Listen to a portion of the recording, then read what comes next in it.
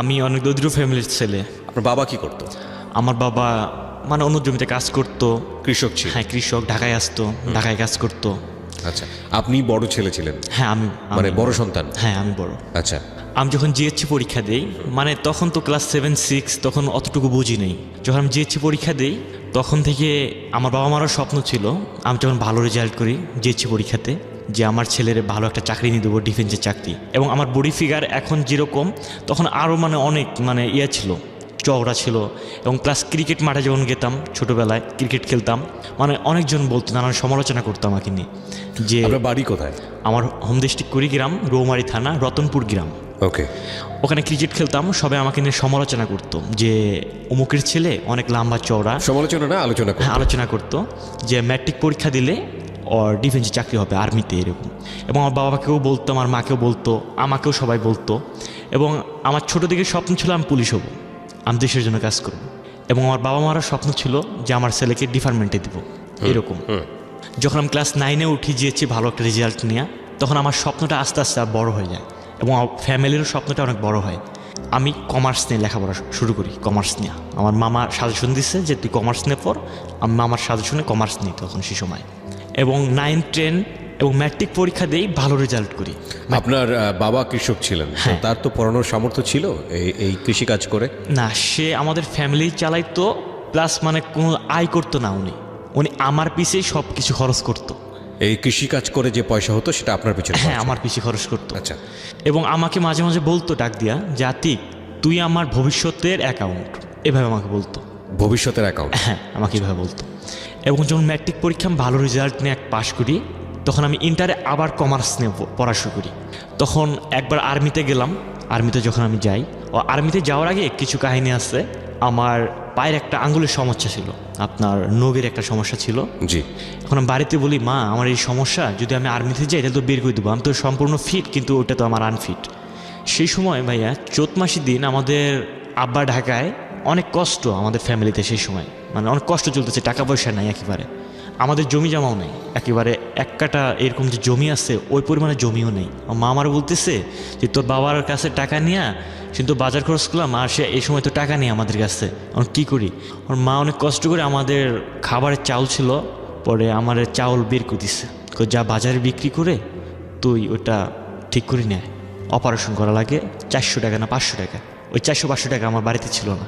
এটা আপনার খাবারের চাল বিক্রি করে এই পায়ের নখটা ঠিক করেছেন, যাতে করে আপনি আর্মিতে জয়েন করতে পারেন? হ্যাঁ, জয়েন করতে পারি। প্লাস আমি ওইটা করছি, অপারেশন করছি, হাসপাতালে আইসা ওষুধপাতি নিচ্ছি, কম কম করে ওষুধপাতি সব নিচ্ছি। ডাক্তার যে পরিমাণে নিতে বলছে ওই পরিমাণে নিতে পারিনি আমি ব্যান্ডেজ করে যখন বাড়িতে চলে আসি, প্রচুর রক্তক্ষরণ হয়। আমি যখন সুস্থ হই, মানে সুস্থ বলতে আমার শুধু পাটা শুধু অবশ করছিল, আমি যখন উঠি দেখি অনেক রক্তক্ষরণ হয়েছে। পরে যখন আমার আঙ্গুল শুকাইলো, শুকানোর পর আমি আর্মিতে যাই। এটা হচ্ছে ফেব্রুয়ারি মাসে। ফেব্রুয়ারি? আচ্ছা। আমি আর্মির মাঠে যাই। মাঠে যাওয়ার পর আমি সব কিছুতে ফিট। আপনার প্রাথমিক মেডিকেল হয়েছে, আপনার চূড়ান্ত মেডিকেলে আমার একটা দাঁতের সমস্যা ছিল, আবার একটা সাইডে দাঁতের সমস্যা ছিল। এখন আমাকে মেজর বলতেছে, মেজরের সামনে যে আসছি, পরে আমারে বলতেছে যে তুমি ওটা ক্যাপ করে নেক্সট টাইমে আইসো, তোমার ফিগার টিগার অনেক ভালো, নেক্সট টাইমে তুমি ট্রাই করিও। আমি আসলাম। দাঁতের সমস্যাটাকে আপনি আগে থেকে জানতেন? হ্যাঁ, আগে থেকে জানতাম, একবারে লাস্টে তো আমি মনে করছি যে ওইটা মনে হয় তেমন কিছু হবে না। ওকে। হ্যাঁ, কালো হয়েছে সামান্য একটু। ওকে। কিন্তু বলছে যে ওটা রোড ক্যানেল করে তুমি ক্যাপ করি, ওইটা ক্যাপ করে আইসো। পর তো আমি আসলাম। আসার পর কলেজ করতেছি। এই সময় আমার ফ্যামিলির, মানে আমার মার সঙ্গে হঠাৎ করে কাজ করতে বলে একটা আমার আম্মু, আমি কাজ করি নাই। আম্মু অনেক রাগারাগি করছে, আমি অনেক অলস টাইপ ছিলাম একটু। আচ্ছা। এবং আমাকে আম্মু তেমন আমাকে কাজ করাইতো না, মানে এটা চিন্তা করতো যে আমার ছেলেরা যদি মাঠে পাঠাই, যদি আঙ্গুল কাটতো তাহলে চাকরি হবে না। আমার আম্মু নিজে কাজ করতো। আচ্ছা। একদিন কি যেন কাজ করতে দিছে একটা, আমি কাজটা করি নাই। এখন আম্মু আমার সাথে রাগারাগি করছে যে তোর আমি কবে কাজ করতে দিই, আজকে তোরা আমি বলছি এই জিনিসটা আনতে, তুই নিয়ে আসলি না, আর তুই ছাড়া আমার কে আছে, তুই বড় ছেলে। অভিমান করেছে? হ্যাঁ, অভিমান করছে। আমি আবার মনে মনে ভাবলাম যে এখন যে বাড়ি থেকে পালাই যাই আমি, তাহলে আমি কয়েকদিন ফাঁকিও দিতে পারবো, স্কুলেও যাবো না, কলেজেও যাবো না, প্লাস এই কাজগুলো করবো না। কি কাজ ছিল এটা? এটা ছিল সেই সময় অন্যের জমিতে, ওই যে আপনার আমাদের গরু ছিল একটা, জি, মানে ধান যে কাটে, আচ্ছা, ওই ধানটা কাইটা মানে মানুষের ওদের বাড়িতে, গৃহস্থের বাড়িতে পিটাইতাম, পিটাই শুধু ওই আমরা আটিটা নিয়ে আসতাম। ও আচ্ছা আচ্ছা, বুঝতে পেরেছি। মানে ধান কেটে দিবেন, ধানটা আপনি হচ্ছে হলো ধান ছড়িয়ে, এটাকে বলে গাছ থেকে ছাড়ানো। হ্যাঁ, গাছ থেকে ধান গাছে বাড়ি দিয়ে ধানটা ছড়াবেন, এতে আপনাদেরকে যেটা দিবে ওনারা সেটা হচ্ছে খড়টা আপনারা হ্যাঁ, নিয়ে যেতে খড়টা ওটা আমরা গরুরে খাওয়াবো। আচ্ছা, এই পরিশ্রমের বিনিময়ে শুধু খড়টুকু পাবেন? হ্যাঁ, খড়টুকু। আচ্ছা, এখন আম্মুর সঙ্গে আমার তখন মাথায় এটা আসলো যে এই সময় আমি বাড়ি থেকে পালাই যাই আর আম্মুরও আমি কাদাম, এরকম প্ল্যান করলাম। করার পর আমি বিকালবেলা ব্যাগ ট্যাগ নিয়ে আম্মু যখন কই গেছে আমি নিয়ে ব্যাগ নিয়ে পালাই গেছি। ওই প্ল্যানিং করে আমার এক নানু ছিল পাথরের চর বাড়ি, ওটা ছিল আমার নানার চাস্তো বোন, ওখানে বিয়ে হয়েছিল বক্সিগঞ্জ বাজার। জি। ওটা হচ্ছে আপনার পাথরের চর নামে একটা জায়গা, ওদের গ্রাম। বলি যে ওই বাড়িতে যাব। ওই বাড়িতে প্রথমত যাই আমি। যাওয়ার পর পরে নানুর সঙ্গে কথা বললাম যে নানু ভালো আছেন? হ্যাঁ। তুই এতদিন পর আসছস? আমি হ্যাঁ। এর আগে ফির নানু আমাদের বাড়িতে আসছিল, আসার পর আম্মুরে বলছে যে ওরে পাঠায় দিও তো আমাদের বাড়িতে। আচ্ছা। এবং আমারও বলছে যে অনেকদিন থেকে যাস না, তুই আমাদের বাড়ি বেড়ায় আসিস। পরে নানুর বাড়ি থেকে নানু ভালো আছেন? হ্যাঁ। বস তুই। বাড়ির সবাই ভালো আছে? হ্যাঁ ভালো আছে। আসছস, কয়েকদিন থাক। তো মনে মনে ভাবি যে থাকবই তো, বাড়িতে কাঁদাচ্ছি আমি মারে, মানে এই প্ল্যানিং আমার মাথার মধ্যে সবসময় ওইটাই ঘুরঘার করছে। এখন বাড়ি থেকে আমি কোনো যোগাযোগে বন্ধ করছি। তারপরের দিন টেলিভিশন, নানুর রুমে টেলিভিশন ছিল তো, আমি টেলিভিশন দেখতেছি। সেই সময় একটা মেয়ে দেখি রুমে আসছে, কেমন যেন আমার ভালো লাগলো সেই সময়টা। কোন ক্লাসে পড়েন ওই সময়টাতে? আমি ইন্টার সেকেন্ড ইয়ারে। ইন্টার সেকেন্ড ইয়ারে পড়ছেন, ওকে। আই পরীক্ষার আগে এই সময়, ওকে। কেমন যেন ভালো লাগে আমার, ভালো লাগে। পরে আমি টেলিভিশন দেখলাম, দেখার পর ও প্রতিদিন ওই নানুর রুমে আসে। এখন কে ওই মেয়েটা সেটা আপনি জানেন না? ওইটা আচ্ছা, জানি না। ওকে। পরে ওই নানুর একটা ছেলে আছে, মামা, ছোট, নাম সুজাত। ওর কাছে আমি জিজ্ঞেস করি যে এই মেয়েটা কে? আমার ভাতিজি লাগে, মানে আমার ওই নানার মানে নাতনি লাগে। আচ্ছা, আমি ফির নাতি হই। ওকে, বুঝতে পারছেন? আমি আবার বললাম যে ওর কি বিয়ে হয়েছে? না, বিয়ে হয়নি। মামা কি জন্য প্রশ্ন করছেন? আমি না, এমনিতে স্বাভাবিক, একটা সুন্দরী মেয়ে তো দেখলে বলতে পারি। ওর মামা হাসে, ফ্রি ছিলাম তো। আচ্ছা ঠিক আছে, সমস্যা নেই। ও রাত্রে ঘুমাইছে, ওই সুজাত আমার মামা, ওর ফোনটা আমি নিচ্ছি বালিশের তল দেখি, নিয়ে আমি এক এক করে নাম্বার চেক করতেছি। দেখি যেহেতু ওর ভাতিজি লাগে অবশ্যই নাম্বার আসছে ওখানে। পরে দেখি ওখানে সেভ করা আছে পারভিন নামে। আমি নাম জানতাম মেয়ের, পরে নাম্বারটা ওখানে কালেক্ট করছি। ওকে। প্রত্যেক দিন সকালবেলা ওই মেয়ে আসবো, এসে টেলিভিশন দেখবো, 9টা পর্যন্ত থাকবো, আবার চলে যাইবো, আবার সন্ধ্যার পর আসবো। আচ্ছা। এবং আমিও তার সঙ্গে সময় দিতাম। এবং যেদিন থেকে আমি নাম্বার নিলাম সেদিন থেকে তার আমি SMS করা শুরু করছি। এখন বলতেছে ও SMS করে আমার পরিচয় যাচ্ছে যে তুমি কে। আমি পরিচয় আর দিই না। বেশ কয়েকদিনই ভাই কাটে, প্রায় 7-8 দিন। এইভাবে রমজান চাইফা আসে, আস্তে আস্তে রমজান আসে। বাড়িতে যাননি? না। তারপর বাড়ির সঙ্গে কোনো আমার যোগাযোগে নেই। বাড়ির কথা মনেও পড়ে না? না। আস্তে আস্তে এখানে মানে আমার সব ফিলিংসটা এখানে এসে কোনো চিন্তায় বাড়ির জন্য হয় না। বুঝতে পেরেছি, হ্যাঁ। এভাবে প্রায় 1 মাসের কাছাকাছি চলে গেল। আমি নানুর বাড়িতে থাকি, প্লাস নানুর বাড়ি থেকে একটু আমার বন্ধুর বাড়িতে যাই। এবং বাড়িতে জানেও না আপনি কোথায় আছেন? না, বাড়িতে কি হচ্ছে আমি তাও জানি না। আচ্ছা। তারপরে এইভাবে সময় আস্তে আস্তে যাচ্ছে। পরে রমজান, 3 রমজান না 4 রমজানের এই দিক আমার আম্মু ফোন করছে এখানে। হ্যাঁ, আমার নানুরে। আমি কোন জায়গায় যেন গেছি, আমি আসছি, নানু আমারে বলতেছে যে তুই বাড়ি থেকে রাগ করে আসছস। আমি কে বললো আপনারে? তোর আম্মু ফোন দিচ্ছিল। আমি হ্যাঁ, বাড়ি থেকে রাগ করে আসছি। তুই বলবি না? থাকবি তো থাকবি, তুই বলতি যে বাড়ি থেকে রাগ করে আসছি, তারা চিন্তাই ছিল। এবার আমি বললো যে আমি ওদের কাঁদানোর জন্যই আমি এরকম করছি। আচ্ছা ঠিক আছে, তুই বাড়িতে যাস তাড়াতাড়ি। আমার আর কিছু বললো না। আমার তো বাড়িতে কোনো চিন্তাই নেই, ওদিকে যাওয়ার আমার চিন্তাই নেই। সবকিছু মাথার মধ্যে। আমি এটার নাম কি? পারভিনের জন্য। হ্যাঁ। এবং ওদের বাড়ি কি ছিল, মানে নানুর বাড়ি থেকে কাছাকাছি? একেবারে কাছাকাছি। আচ্ছা। একটা ঘর ডিফারেন্ট। ও আচ্ছা, এই ঘর ও ঘর। হ্যাঁ, এই ঘর। আচ্ছা আচ্ছা। পরে কেমন যেন প্রেম শুরু হলো। পরে ভালোই প্রেম একটা জমলো। জমানোর পর ফোনে কথা হয়, ও আমার সঙ্গে দেখা করে রাত্রি করে, রাত 8-9টার দিক। মানে কি সবাই ঘুমিয়ে গেলে পড়তে বসে যখন? ও আচ্ছা।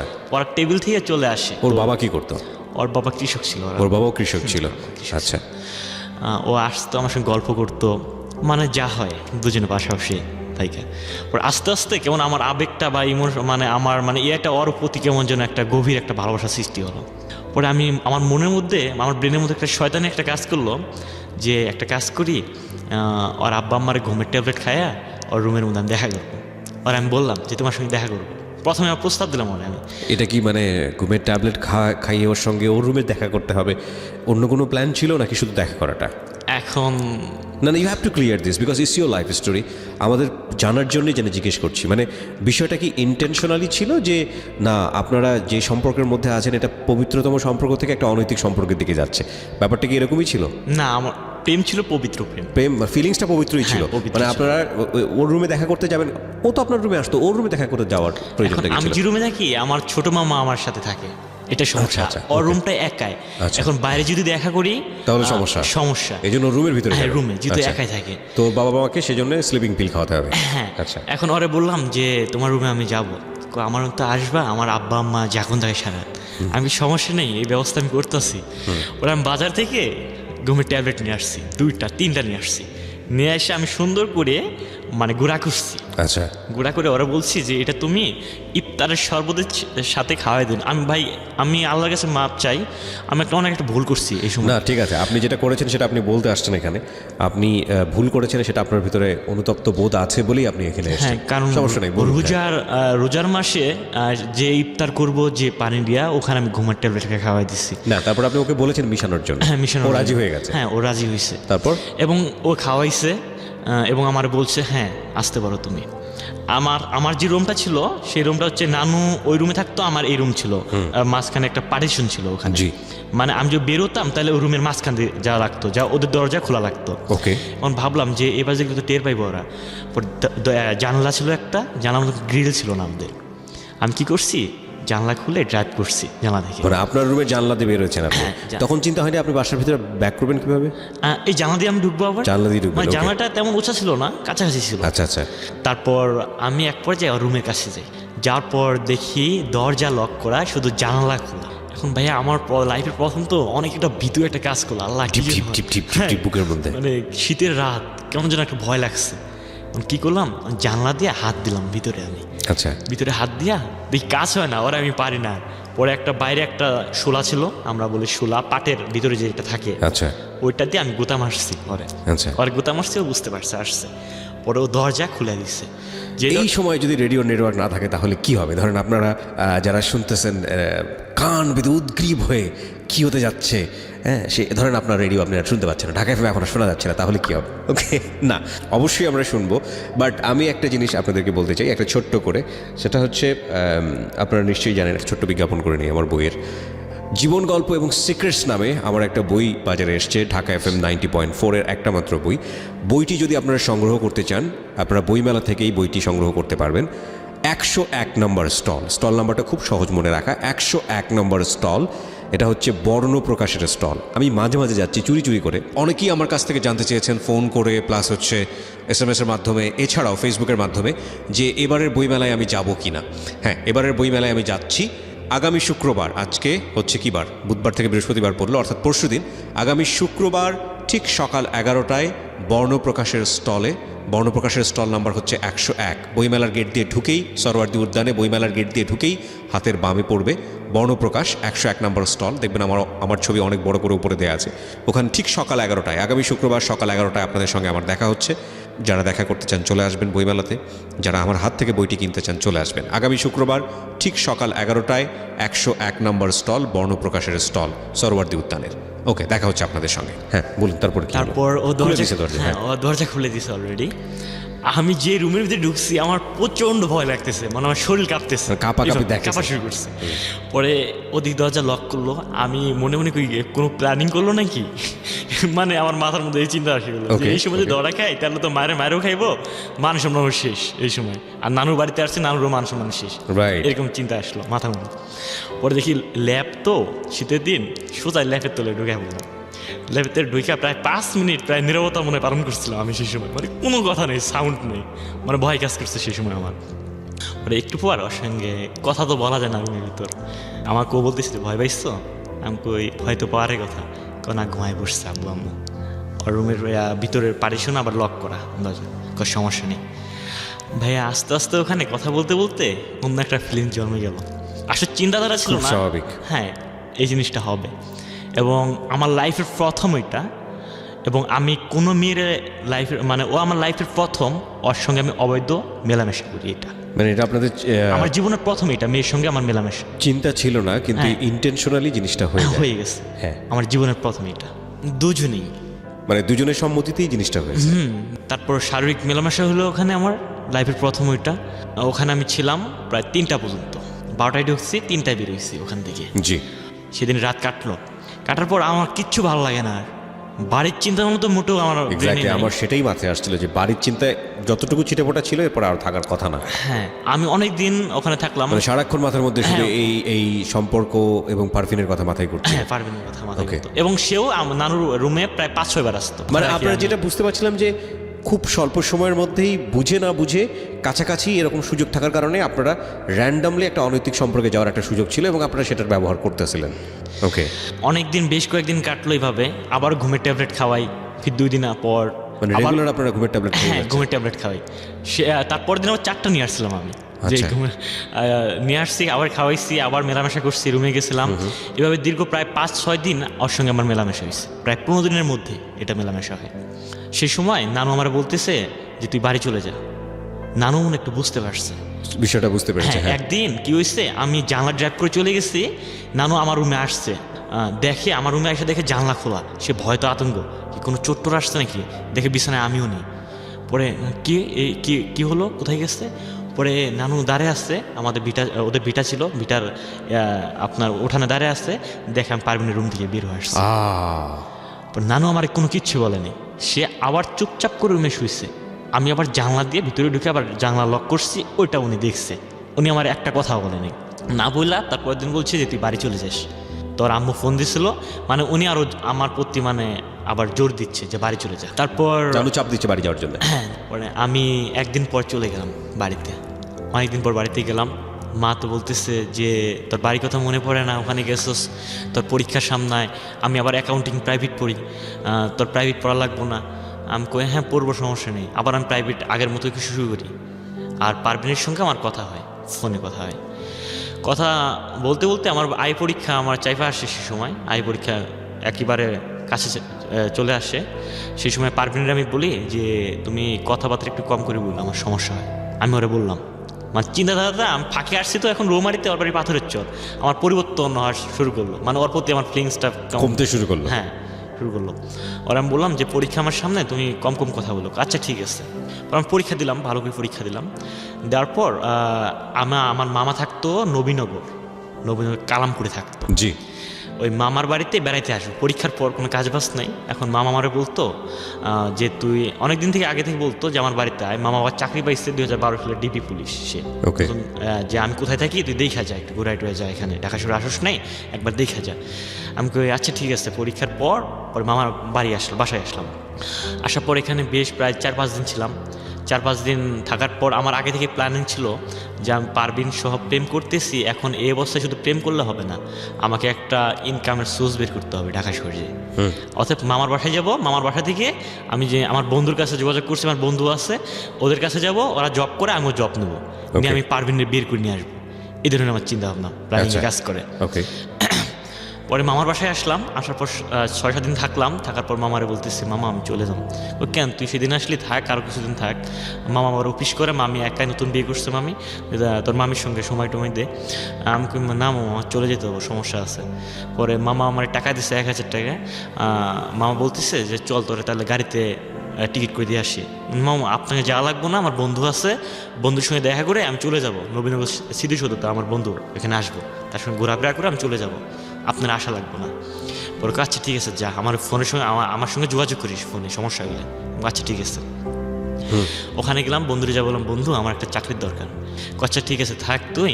এখন ওর কাছে আমি প্রায় 7-8 দিন থাকলাম, চাকরি কোনো ব্যবস্থা হলো না, অনেক খোঁজাখুঁজি করতেছে। আচ্ছা, ও মেসে থাকে তো, আমি মেসে কষ্ট করে থাকি। আর পারভিনের সঙ্গে আমার কথাবার্তা চলে ফোনে। হ্যাঁ, ফোনে কথাবার্তা চলে। এবং পারভিন আমি বলতেছি যে আমার চাকরি হবে, রেডি থেকে তোমার আমি নিয়ে আসবো, এরকম কথা আমি বলছি পারভিনরে। পরে আমার একটা চাকরি হয়, প্রাণ আরএফএল কোম্পানিতে জব হয়। প্রাণ আরএফএল কোম্পানিতে জব হয়, এখানে ঢাকা মধ্যপাড়ায় আমি পরীক্ষা দিচ্ছি, এখানে ইন্টারভিউ হয়েছে সব কিছু। পরে আমার এখানে চাকরি হয়। চাকরি হওয়ার পর আমি তখন আমার পোস্টিং করে কোনাবাড়িতে, ওখানে আমি কাজ করি। এখন আমি যোগাযোগ করতে করতে একদিন দেখি ওর ফোন অ্যাক্টিভ না, বন্ধ কেন? আপনার আর্মিতে আর পরীক্ষা দেওয়া হলো না? না, মানে আর্মিতে পরীক্ষা বলতে আর্মি এখনো দিন চাইফা আসেনি। অ্যাপ্লাই করে রাখছেন, ওরা এখনো ডাকেনি? এখনো ডাকে নেই, তারা SMS করেনি ফোন। একদিন ওর ফোন অ্যাক্টিভ পাচ্ছি না, আমি প্রায় 3-4 দিন অ্যাক্টিভ পাচ্ছি না, কি হলো?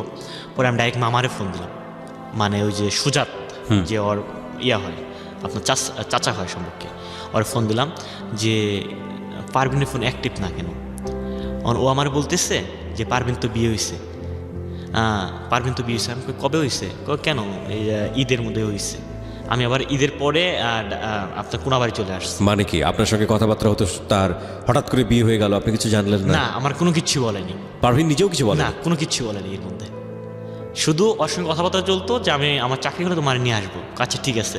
হঠাৎ করে দেখি ফোন অ্যাক্টিভ, আপনার Inactive? অ্যাক্টিভ না, হ্যাঁ ইনঅ্যাক্টিভ। পরে এরকম 3-4 দিন চলে যায়। তারপর আবার আমি মামার কাছে ফোন দিই, ওই যে আচ্ছা, সুজাতের, তারপরে জানাই যে বিয়ে হয়ে গেছে। হ্যাঁ, আমি তাও ওর কাকার সরাসরি বলি নাই যে পারভিনের কি হয়েছে, আমি ইঙ্গিতের মাধ্যমে ওরে বললাম, আচ্ছা, আচ্ছা, ওনারে okay, বললাম যে okay. উনি বললো যে পারভিনের বিয়ে হয়েছে। আমি তখন অনেক একটা কষ্ট পাইলাম। আর তখন আরও ভাই ওর প্রতি আমি আরও দুর্বল হলাম, কেমন যেন মানে ওই আপনার দৃশ্যগুলো আমার সামনে চলে আসে। সেগুলো- পৃথিবীর নিয়মই তাই, তাবৎ পৃথিবীর সমস্ত জায়গায় নিয়মই তাই, যে জায়গায় বাধা আছে সেটার প্রতি টান আছে, এটা শুধু মানুষের মধ্যে না।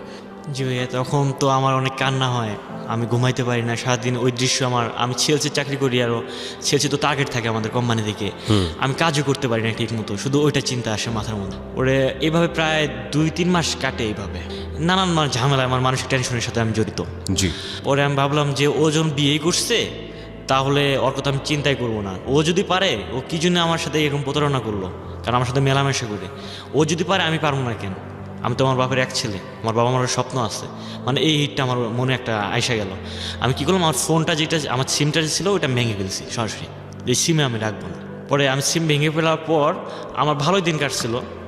ওর টেনশন আমার মাথায় আসলো, আমি কাজের চাপে বা ব্যস্ততার মাঝে আমি ওটা মনে করিনি, যে এটা যদি মনে করি তাহলে আমার লাইফটা চলবো না, এই অবস্থায় শেষ ডাউন, এটা আমি ভাবতাম।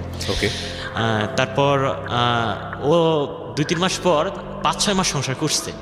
তারপর একদিন রাত 10টার সময় আমার ফোন SMS করছে একটা, যে আমি পারভিন। আমি কই পারভিন আমার কত মাস সংসার করেছে? 6 মাস। 6 মাস। ওকে। পরে ওর ফোন দিচ্ছি, আমি ফোন দেওয়ার পর ও বলতেছে যে তুমি কোথায় আছো? আমি বলতেছি যে আমি কোথায় থাকবো, আমি যেখানে ছিলাম ওখানেই আসছি। তুমি ফোন দিচ্ছ কি জন্য, ভালোই আসছো? হ্যাঁ। ও বলতেছে হ্যাঁ ভালো আছি, কিন্তু ওই রকম ভালো না। আমি কীরকম ভালো? যে আমি এখন খুবই কষ্টে আছি, তুমি আমাকে নিয়ে যাও। মানে ও আর কোনো কথা বাড়াইলো না, সরাসরি আমার বলতেছে যে আমারে নিয়ে যাও। আমি কই মানে তোমার আমি নিয়ে আসবো মানে? তুমি তো অনেক সুখে আছো, তোমার স্বামী নাকি ভালো চাকরি করে, ভালো শিক্ষিত ফ্যামিলি, তাহলে তুমি ওই সংসার থেকে আমার কাছে আসবা, এর কোনোদিন সম্ভব না। এটা ও আপনাকে অফার করছিল? হ্যাঁ, ও আমার অফার করছিল। আচ্ছা। আমি আবার ফোনটা কি করছি, কাইটাতে ফোন বন্ধ করে রাখছি, কারণ আমার চিন্তা একটাই আসছে ভাই এই সময়, যে না, এটা কখনো সম্ভব না। কারণ ওর বিয়ে হয়েছে, ওই সময় যদি আমি আমার লাইফে নেই, তাহলে দেখা যায় আমার ফ্যামিলি ওর জন্য অপমানিত হবে আপনার সবার কাছে, এবং আমিও অপমানিত হবো ফ্রেন্ড সার্কেলের কাছে, এবং আমার লাইফটা ধ্বংস। আমার এরকম চিন্তা আমার মাথার মধ্যে ঘুরপাক করছে। ওকে। এবং আমি সিমটা ফোন বন্ধ করে রাখছি, এবং প্রায় 2-3 ঘন্টা পর আমি ফোন অন করছি, আবারও ফোন করছি। মানে আমি অনুমান করলাম যে ও মনে হয় সারাক্ষণ আমার ফোনে ট্রাই করে।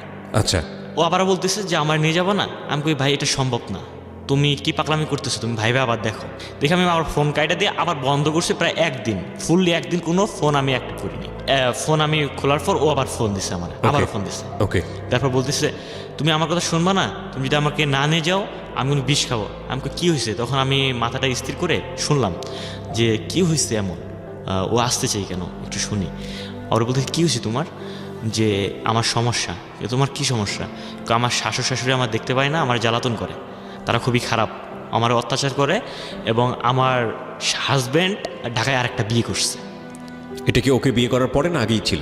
আগেই ছিল। আচ্ছা। ও আমার এটা বলতেছে আচ্ছা। যে ও নাকি ঢাকায় বিয়ে করছে। ওকে। আমি এই জন্য এই সংসার করুম না, তুমি যদি আমাকে না নিয়ে যাও, আমার কেউ নাই এখন, আমার বর্তমান কেউ নাই, তুমি শুধু আসো, তুমি যদি আমাকে না নিয়ে যাও তাহলে আমি বিষ খাবো। আমি বলছি আমি তোমার আসছি, তাহলে তুমি বিয়ে করার সময় আমার ফোন দাও না কি জন্য? বলতেছে সেই সময় আমি সুযোগ পাইনি। আমি কই সুযোগ পাও নাই মানে? তুমি কি কথা বলতেছো? পরে নানান কথা ওখানে হয়েছে, হওয়ার পর আমি ফোন রাগ করে আবার কাটা দিচ্ছি। তারপর ভাইয়া ফোন কাটার পর আমার মাথার মধ্যে শুধু ঘুরপাক ওই দৃশ্যগুলো আবার আমার চোখের সামনে আসতেছে। মানে আপনার প্রেমের দিকে যে অনৈতিক সম্পর্কগুলো ছিল, বা ওর সঙ্গে যে ইন্টিমেট রিলেশনশিপ যেটাকে আমরা বলি, ওকে, এই দৃশ্যগুলো আবার আমার চোখের সামনে ঘুরপাক করতেছে। আমি আবার ভাবলাম যা কি হয়েছে, দেখি আবার ফোনটা ফোন দেই আমি। কী অবস্থায় আছে আবার শুনি। আবার ফোন খুলে আবার ফোন দিছি ডাইরেক্ট, যে বলো তোমার এখন কি সমস্যা, কি করতে পারি তোমার জন্য, যে আমার জন্য কোনো কিছু করতে হবে না, তুমি আমাকে নিয়ে যাও ঢাকায়, নিজে তোমার কাছে রাখো। পারভিন বলছে এটা? হ্যাঁ, পারভিন বলতেছে। তখন আমার যে মাথার মধ্যে যে মানে ইয়াগুলো কাজ করছিল তখন আর কাজ করতেছে না, তখন পারভিনের প্রতি আমি দুর্বল হয়ে গেলাম। ওই আমার দৃশ্যগুলো চোখের সামনে ঘুরপাক করছে আর প্রতি আমি দুর্বল হয়ে গেলাম। তখন আমার ফ্যামিলির কথা মনে আসতেছে না, আমার চাকরির কথা মনে আসতেছে না, আমার লাইফ যে একটা আমার লাইফ এখনও সেট হয়নি ওই দিকে আমার মনে হইতেছে না। এখন আমার মনে হচ্ছে যে আমি প্রাণকমনে চাকরি করতেছি, এখন এই সময় আরে নিয়ে আসলে আমি খাইতে পারবো, 12,000 টাকা স্যালারি পাচ্ছি, এর মধ্যে ওরও চলবো আমারও চলবো। ওকে, এটাই আমার মাথার মধ্যে ঘুরপাক খাচ্ছে। এখন বললাম আচ্ছা ঠিক আছে, তাহলে আজকে তো স্যালারি দিব না, 10 তারিখে 11 তারিখে স্যালারি দিব, আমি স্যালারিটা নিয়ে রাত্রে আমি চলে যাবো। আচ্ছা ঠিক আছে। তারপর আমি স্যালারি পাইলাম, স্যালারি পাওয়ার পর ও আমাদের স্যালারিটা প্রাণ কোম্পানিতে 1 তারিখে দেয়, কিন্তু আমার বেতনটা হ্যান্ড ড্রাফট করছিল, আমার টার্গেটটা পূর্ণ হয়নি। জি, এই জন্য 11 তারিখে বেতনটা দিচ্ছে আমার।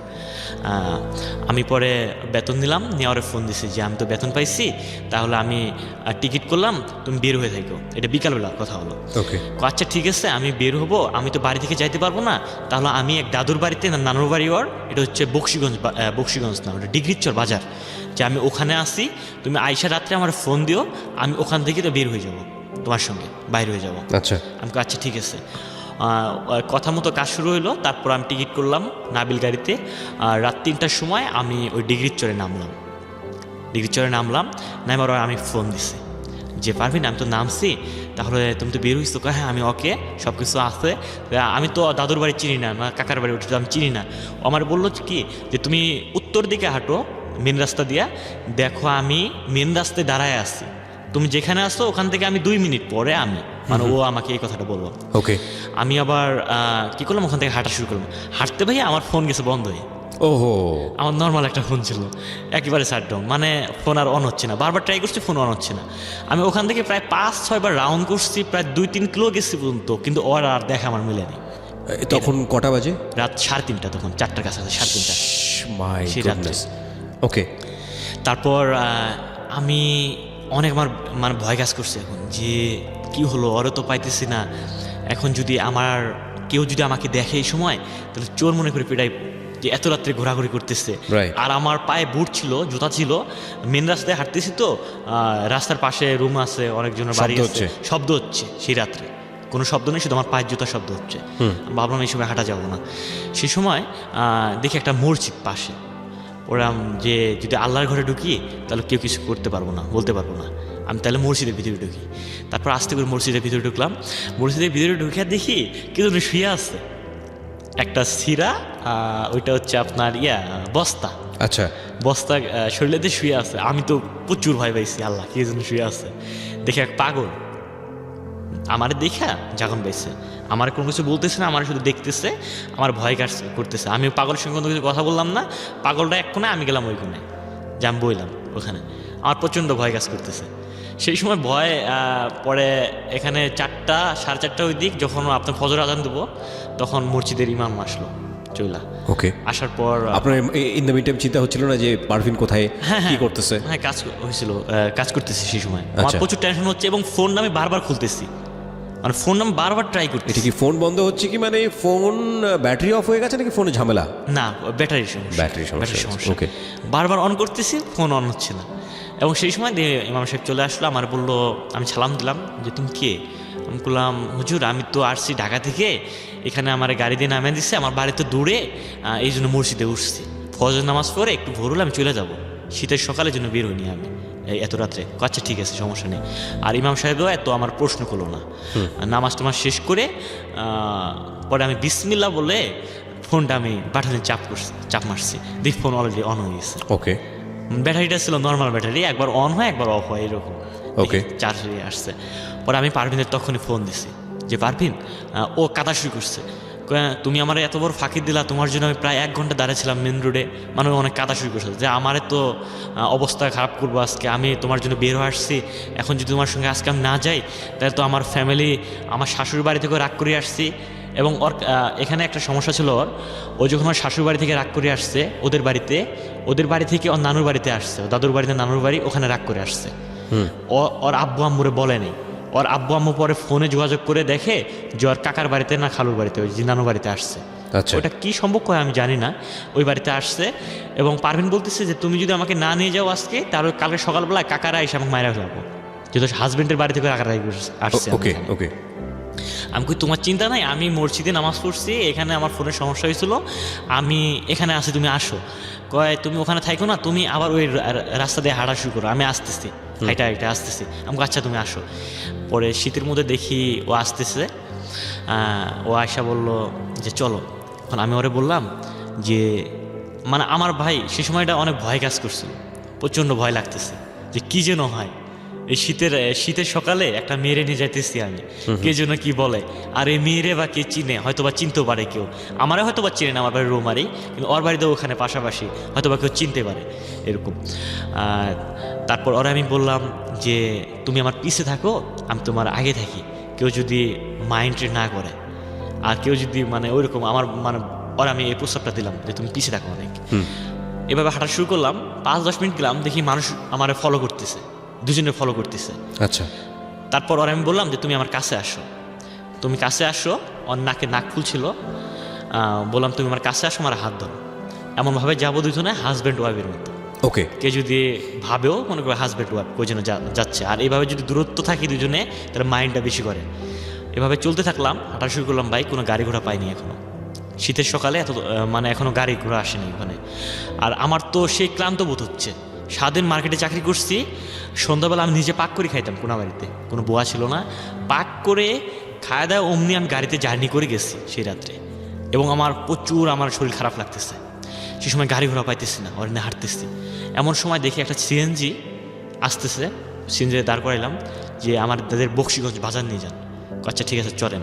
পরে আমাদের বক্সিগঞ্জ বাজারে নামাই দিল, ওখানে নামায় আমি আর চলতে পারছি না, আমি ওরা বললাম যে হোটেলে চলো, হোটেলে ফ্রেশ হয়ে খায় লই, আমি তো আসছি অনেক দূর, ওদের বাড়ি থেকে অনেক দূর আসছি, যে এখন আর সমস্যা নেই, আমার মনে এই কাজটা করতেছে, এখন আর সমস্যা নেই। পরে হোটেলে গেলাম, হোটেলে যা খাওয়া দাওয়া করলাম, ভাত খাইলাম ওখানে, খাওয়া দাওয়ার পর আমার ঠোঁট ফাটছে, মেরিল নিয়ে আসলাম, নিয়ে আসে ওরাও ঠোঁটে দিলাম লাগাই, আমি লাগাইলাম ঠোঁট। তারপর খাওয়া দাওয়া শেষ করে বের হয়েছি, বের হওয়ার পর গাড়ি স্ট্যান্ডে হাঁটতেছি, সেই সময় আমার পিছন থেকে কে যেন কলার ধরছে, কলার চেপে ধরেছে, চেপে ধরছে। পারভিন শুধু পাশ থেকে বলছে ভাইয়া, আমার তো আত্মায় পানি নেই, মানে ওর ভাই? হ্যাঁ ওর ভাই। এখন আমারে বলতেছে যে তুমি কে, আমাকে আমার বাড়ির রৌমারি, কি তোমার আব্বার নাম? আমার আব্বার নাম বললাম যে আমার আব্বার নাম লাল মিয়া। তারপর বলতেছে তুমি কোথায় থাকো? আমি গাজীপুর কোনাবাড়িতে থাকি। কে তুমি যে কত বড় একটা ভুল করতেছো, অন্যের বোর্ডে নিয়ে ঘুরতেছো, এটা তোমার অপরাধ না? আমি কই ঘুরতেছি না তো, আমরা ঢাকায় যাচ্ছি। কই কেন? আমি কই ওরা আমি বিয়ে করব, সরাসরি কথা বললাম। ওর আপন ভাই? হ্যাঁ আপন ভাই। ওর আপন ভাই ওখানে কোত্থেকে আসলো?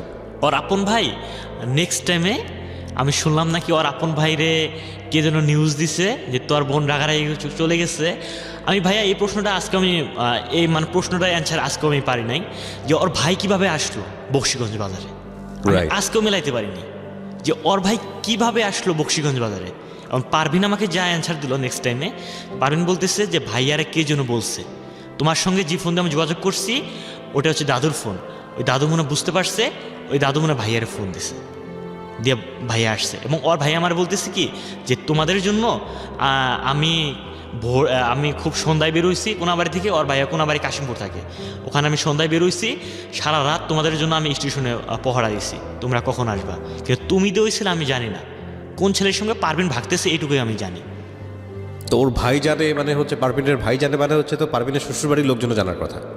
নেক্সট টাইমে জানছে, তখনও জানে না? না তখনও জানে। তো ওর ভাই জানলো কিভাবে? ওর ভাইকে খবরটা দিয়েছে কে? ওর ভাইয়ের খবর নাকি দিচ্ছে ওই যে পারভিনের দাদু। তার মানে পারভিন সেই সময়টাতে শ্বশুর বাড়িতে ছিল না যখন পালিয়েছে? ওকে। পারভিন ওর আব্বার বাড়িতে আসছে, ওর আব্বার বাড়ি থেকে ওর নানুর বাড়িতে না চাচার বাড়িতে আসছে রাগ করে, ওখান থেকে আমার সাথে পালায় আসছে। ওকে। তারপর আমাদের একটা স্কুল মাঠ ছিল ওখানে, ওই স্কুল মাঠে নিয়ে গেল দুজনরে, নিজে আমার বলতেছে যে তুমি তো একটা বিশাল একটা অপরাধ করছো, তুমি যে পারভিনরে বিয়ে করবা এর আগে তো বলতে পারতা আমারে, এর আগে তো বলতে পারতা যে পারভিনরে আমি ভালোবাসি, পারভিনরে আমি বিয়ে করুম, তো পারভিনরে তোমার কাছে আমি দিতাম। এরকম কথা বললো, কথা বলে আর কোনো কিছু বললো না। তখন আমি অনুমান করে নিতে পারলাম যে তোর বোন, এই জন্য উনি হইচই করলো না, যেহেতু মান ইজ্জতের ব্যাপার আছে, সম্মানের ব্যাপার আছে ওখানে। ও আমাদের নিয়ে বক্সিগঞ্জ বাজারে আইসা এক লেগুনও নিল, নিয়ে আপনার লেগুনের কী যেন বললো, একটা অনেক দূর একটা বাজারে নামাই দিল, আমাদের 3 জনরে নামাই দিল। তারপরে দেখি আরও লোকজন আসলো, ওখানে আরও 5-6 জন লোক আসলো। আসার পর আমার তবু আমার হাতটা পুরোটাই ছাড়া, আমার কোনো হাতটা ধরে নেই, তারা আমি ফ্রি ছিলাম, আমি সেই সময় খোলা ছিলাম। তারপর ওর খালুর বাসায় নিয়ে গেল, নিজে আর বলতেছে, আমার খালু বলতেছে যে ওরে বান দেখ, মানে আপনাকে বলছে বাঁধার জন্য? মানে পারবিনের ভাইরে বললো যে ওরে বান দেখ। এখন ওর ভাই আমার সঙ্গে প্রচুর রাগারাগি করতেছে, এবং রাগারাগি করে পারবিনরে অনেক মারধর করছে। সেই সময় পারবিনরও অন্দরমিনে যে অনেক মারধর করতেছে, পারবিন কাঁদতেছে, এটুকু আমি অনুমান করে নিতে পারলাম। এখন পারবিনের খালু আসে বলতেছে যে কি হয়েছে। এখন পারবিনের খালু আসে আমাকে প্রথম প্রশ্ন করছে যে তুমি কী করো? আমি জব করি। কোথায়? প্রাণ কোম্পানিতে জব করি। কী হয়েছে, তুমি তো বের করে নিয়ে আসছো মেয়েরে, তাহলে মেয়েরে বিয়ে করতে হবে। পরে সব কিছু বিয়ের কাগজপত্র সব রেডি করছে। আচ্ছা। করার পর বিয়ে পড়ানো শুরু করছে। আমি তো অনুমতি দিচ্ছি ঘুমানোর আগে যে আপনারা যা করবেন তা। ওকে। তারপর আমি অলরেডি বিয়ে করার সময় কাজী সাহেব একটা প্রশ্ন করে, আমার সার্টিফিকেটের বয়স ছিল সেই সময় 17 বছর। 18 বছরের নিচে, মানে 17 বছরের কাছাকাছি বয়সটা সেই সময় আমার। তখন কাজী সাহেব আমার বললো যে তুমি এখানে লেখো আমার বয়স 22 বছর, ওই যে একটা মূল কাগজে। আচ্ছা। যে এখানে লেখো আমার বয়স 22 বছর। পরে লিখলাম আমি আমার বয়স 22 বছর। আমার বলতেছি তোমার ছবি আছে তোমার কাছে?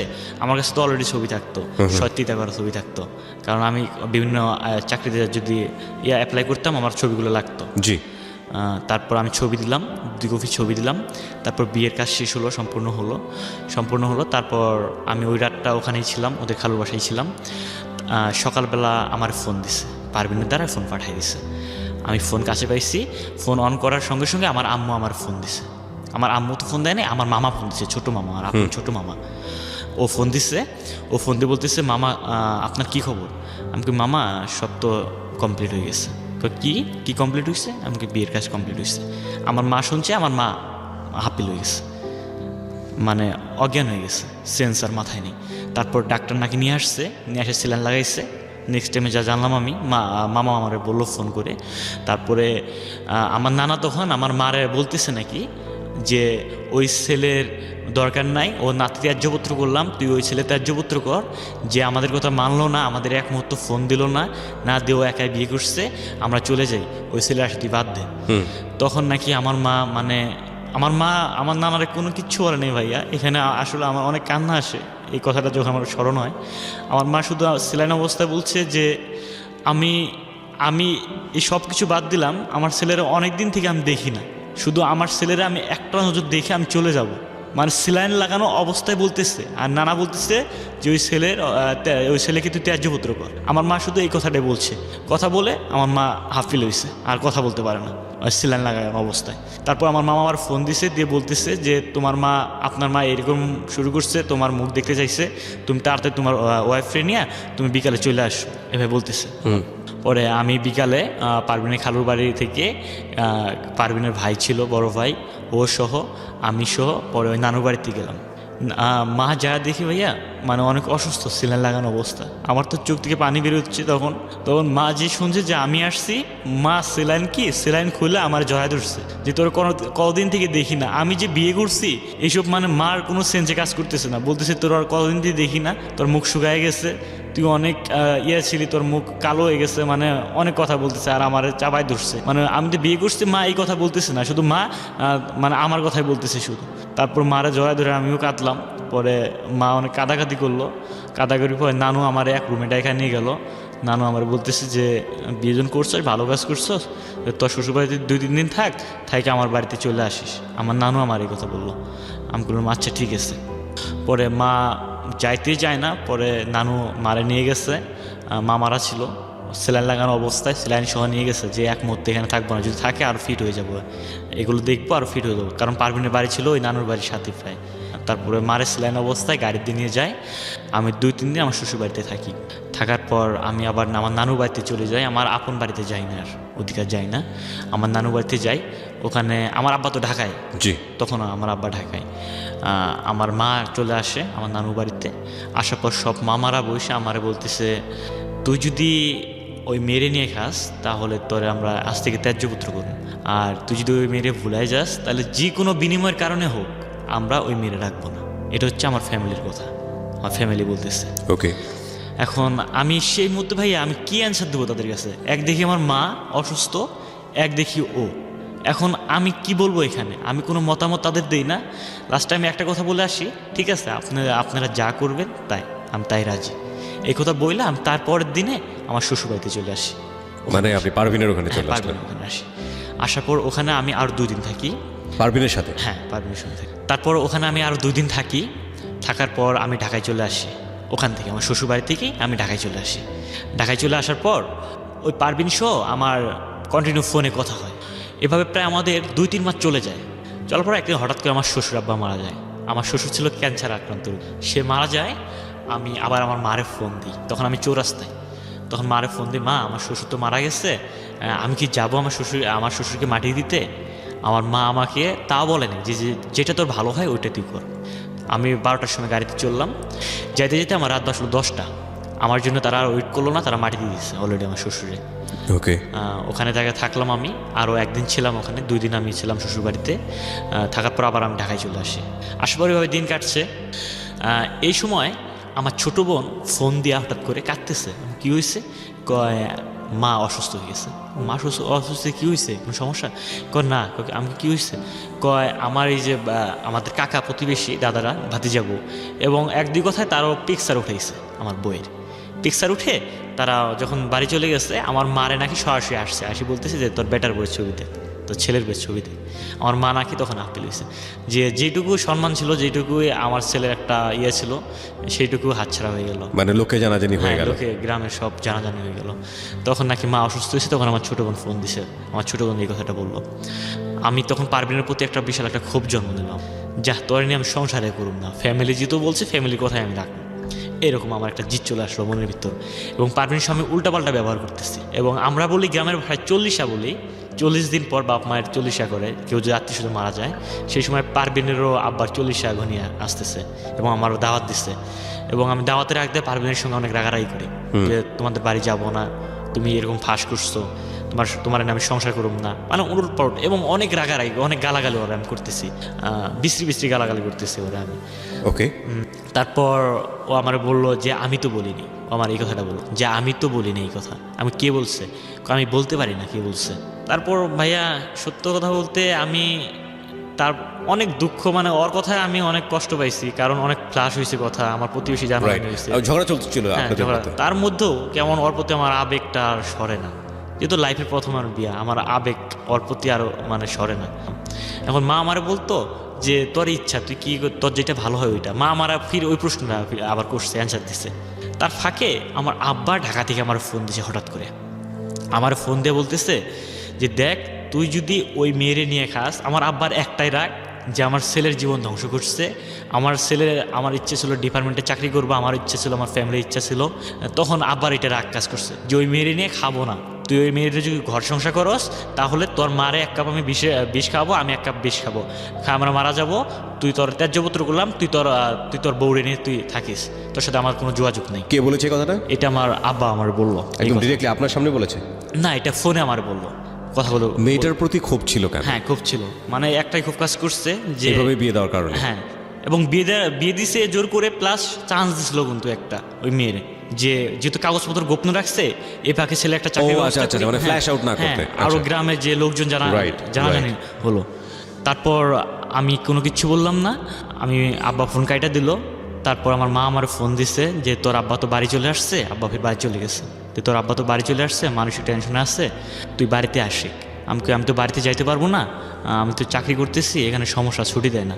তারপর আব্বা ফির 2 দিন পর আবার ফোন দিছে, দিয়ে আবার কাটাকাটি করতেছে যে তুই বিশ্বাস করস না যে আমরা বিষ খাবো, আসলে বিষ খাবো, এইভাবে কথা বলতেছে। তারপর নানা কাছে ছিল, নানাও বলতেছে যে আসলে তোর আব্বা খুবই মানসিক টেনশনে আছে, মানে আরও মামাও ফোন দিছে যে সবাই আমার বলতেছে। আপনার বোন কয়টা? আমার বোন একটাই। মানে আপনার 1 ভাই 1 বোন। পুরো পরিবারের দায়িত্ব ইনফ্যাক্ট আপনার উপরে। হ্যাঁ। তারপর আমি ভাই কি সিদ্ধান্ত সেই সময় নেব, একদিকে বাবা মা, একদিকে হচ্ছে আমার বউ। এখন আমি সেই সময় কোনো সিদ্ধান্ত না খুঁজে পেয়ে আমি আব্বারে বললাম, ঠিক আছে আপনারা যা বলবেন আমি তাই রাজি আছি। তারপর আমার আব্বা আমার বললো, আচ্ছা ঠিক আছে তোরা আমি রাত্রে ফোন দিচ্ছি। কারেক্ট রাত 9টার সময় ফোন দেবার বলতেছে যে আমি যা যা বলবো এইগুলো তুই কান পাইতে শুনে রাখ এবং মুখস্থ করবি, এক কথা বারবার তুই ট্রাই করবি। আমার আব্বা আমার বলতেছে। ওকে। আমাকে বলেন কি করব, একটা নাটক করতে হবে। আমার বলতেছে যে একটা নাটক করতে হবে। আমাকে কি নাটক বলেন, কয় নাটকের তুই মূল নায়ক থাকবি তুই। আমাকে বলেন হ্যাঁ করব। আমার বলতেছে যে তুই ঢাকা থেকে তোর শ্বশুরবাড়িতে ডাইরেক্ট চলে যাবি, তোর শ্বশুরবাড়িতে চলে যাবি, তুই যা তোর বউরে বলবি যে আমার চাকরি হয়েছে, 4 লাখ টাকা লাগে, 4 লাখ টাকা লাগে। শিখাই দিল যে 4 লাখ টাকা লাগে, তোমার 2 লাখ টাকা লাগবো, আমাকে 2 লাখ টাকা। এই 4 লাখ টাকা হলে তাও তোমার আমি ফ্যামিলিতে উঠাই দিতে পারবো। তখন তো তোর ফ্যামিলি বলবো, আর ও তো বলবো যে এই মুহূর্তে সম্ভব না, কারণ ওর আব্বা মারা গেছে, ওদের দরিদ্র ফ্যামিলি। তো তুই বলবি কি? ওর ফ্যামিলিতে তো ভাই বোন কয়জন ছিল? দুই বোন 1 ভাই। মানে এক ভাই তো মানে বড়? হ্যাঁ হ্যাঁ, ওই ভাই বড়, কিন্তু ওই ভাইটা সৎ ভাই। তারা সৎ ভাই? হ্যাঁ, ওর আব্বা 2টা বিয়ে করছে। ওই মা মারা যাওয়ার পর তখন পারভিনের মারে বিয়ে করছে। আচ্ছা, তো এরা ছিল একই মায়ের পেটে 2 বোন? হ্যাঁ 2 বোন। ওকে। তারপর বলেন তারপর কি করব? তারপর তোর বউরে বলবি, তোর বউ যখন টাকা দিতে পারবো না তখন তোর বউরে বলবি চলো নানুর বাড়িতে যাই। নানুর বাড়িতে যা, আব্বা আসছে বাড়িতে, মা আসছে, তাহলে নানুর দ্বারাই মারে ফোন দেওয়ামো, আব্বারে ফোন দেওয়ামো যে আব্বা মা আসবো, তখন দুজনে হাত পা ধরবো। তখন তুই বলবি তোর মারে, তখন আমি যাবো না, শুধু তোর মারে পাঠাই দেবো। তোর মার হাত পা ধরবি যে মা আপনি সব কিছু, আমার চাকরি হয়েছে, আমি ছোট্ট একটা ভুল করছি, ঠিক আছে পারভিনের বিয়ে করছি, এটা ভুল ধরা চলে, কিন্তু এরপরও আমি প্রতিষ্ঠিত হতে যাচ্ছি। আমার চাকরি হয়েছে, আমার 4 লাখ টাকা লাগে, আমার টাকাটা দিলে আমার চাকরি হয়ে যাবো, সরকারি চাকরি, আমার চাকরি হয়ে যাবো, আমার টাকাটা দরকার। তখন তোর মা বলবো কি যে আমার কাছে তো টাকা নাই, তোর আব্বা তো রাগারাগি করে আসে নাই, তাহলে আমার ছোট্ট একটা জিনিস আছে, জমি আছে তোর নানার কাছে ভাগ পাবো, তোর নানার কাছে যা। তুই যখন তুই তোর নানার কাছে যাবি, তোর নানা বলবো যে ভাই এই মুহূর্তে আমার কাছে টাকা পয়সা নাই, তাহলে আমার কুড়িগ্রাম একটা ভাই আছে, ওই ভাইয়ের কাছে টাকা আছে, তাহলে ওর কাছে গেলে টাকা আমরা পাবো। এ হচ্ছে প্ল্যানিং। আর তারপর তোরা যখন কুড়িগ্রাম পার হবি, হওয়ার পর ওখানে তোরা যে কাগজটা দেবো টাকার স্ট্যাম্প, ওটা হচ্ছে ডিপোজিট স্ট্যাম্প। এটা হচ্ছে আমার আব্বার কথা। এইটা যদি এক মুহূর্ত যদি তুই ভুল করস, তাহলে আজ থেকে মনে করবি তোর আব্বা আমি না, তোর মা নেই, তুই একাই তোর বউরে নিয়ে থাকবি। ত্যায্য পুত্র তোর করলাম। এবং যে কোনো মতো শুনবি তোর আব্বা তোর মা মারা গেছে। লাস্ট কথা এই কথা বলে আমার আব্বা কাঁদতেছে। পরে ফোন কাইটা দিল। আমি ওই বছর তার পরের দিন, এটা হচ্ছে আপনার বৈশাখী মেলা যেদিন। আপনার সঙ্গে আপনার ওয়াইফের সম্পর্ক এখন কেমন? হ্যাঁ ভালোই, তখন খুব ভালো সম্পর্ক। চিন্তা করে দেখবেন ওর ওয়াইফের জায়গাটা থেকেও কিন্তু একটা ভয়াবহ রকম পরিস্থিতি, কারণ বাবা মারা গেছে, ওদের পরিবারে কিন্তু আর্নিং করার মতো কেউ নাই, ওরা 2 বোন, এবং ওর ভাই সৎ হলো, কিন্তু ওর ভাই ওদের ফ্যামিলিটা পুরোটা মেনটেন করতো। ওর ভাই আপন ভাই পুরো সবাইকে মেনটেন করতো। আচ্ছা, তার মানে ভাইয়ের ওপর নির্ভর, যাই হোক না কেন বাবার ওপর নির্ভর আর ভাইয়ের ওপর নির্ভরের মধ্যে পার্থক্য আছে। আর এদিক থেকে হচ্ছে এর বাবা মায়ের একমাত্র কি বলা যেতে পারে সবেধন নীলমণি হচ্ছে ও, এবং সেখানে বাবা মা ওকে যেভাবে ব্ল্যাকমেইল করবেই না বা কেন, তার পিছনে যথেষ্ট যুক্তিও আছে। দেখুন ওর জায়গা থেকে সিদ্ধান্ত নেওয়াটা কতটা কঠিন। গল্প সামনে দিকে এগোচ্ছে। তারপর আমি ওই পর্যায়ে, তারপর হচ্ছে আপনার বৈশাখী মাস, আমি চলে যাই বৈশাখীর দিনে, রাত্রে উঠি ওদের বাড়িতে। আমি ওরা বলি যে পারভিন তো চাকরি হয়েছে, তাহলে সকাল হলে আমারে বললো আমারে 2 লাখ টাকা দিতে, 2 লাখ টাকা সংগ্রহ করতে। আমরা 2 লাখ টাকা দেবো, 4 লাখ টাকা সংগ্রহ করলে আমার আব্বা আম্মা তোমার মেনে নেবো। ও তো আমার বলতেছে, ও কাতা শুরু করছে যে আমার কাছে টাকা নেই, আমারই কথা বলতেছে যে আমার কাছে টাকা নেই, আমার ফ্যামিলির তো জানো কী অবস্থা। আমি বললাম আচ্ছা ঠিক আছে, চিন্তা করার দরকার নাই, তাহলে সকালবেলা হলে তোমার সঙ্গে খাওয়া দাওয়া করে আমার নানুর বাড়ি চলে যাবো। নানুর দ্বারাই মারে ফোন দামো, আব্বারে ফোন দামো, আব্বা মা আসলে আব্বা আমার হাত ধরে দুজনে টাকা দিয়ে করুন। এটা ছাড়া কোনো আর বুদ্ধি নেই। আমার 20 তারিখে টাকা জমা দেওয়া লাগবে। বৈশাখীর 1 তারিখে গেছি ওদের বাড়ির মধ্যে আমি। পরে ওই পর্যায়ে সকালবেলা হলো, খাওয়া দাওয়া করে চলে গেলাম। তার মধ্যেও এখানে একটা কথা আছে, পারভিনের আম্মা ভয় পাচ্ছিল, মানে পারভিনের হঠাৎ করার ফ্যামিলি চাচ্ছে, পারভিনের না জানে কি করে, এরকম চিন্তাভাবনা আমার শাশুড়ির মাথার মধ্যে ঢোকার পর আমার বলতেছে যে পারভিনের দিতে পারে, একটা শর্ত আছে। আমারে বলতেছে, আমি কি শর্ত? যে তোমার ফ্যামিলির যে কোনো একজন আসতে হবে, আমারে বলতেছে। আমি বলি এটা সম্ভব না, কোনোদিন সম্ভব না। আমার ফ্যামিলি কে আসবো? এই সময় তো আমার আব্বা আমার আমার প্রতি রাগ, এটা আমি আমার শাশুড়িকে বললাম, কিন্তু আমার শাশুড়ি মানতেছে না।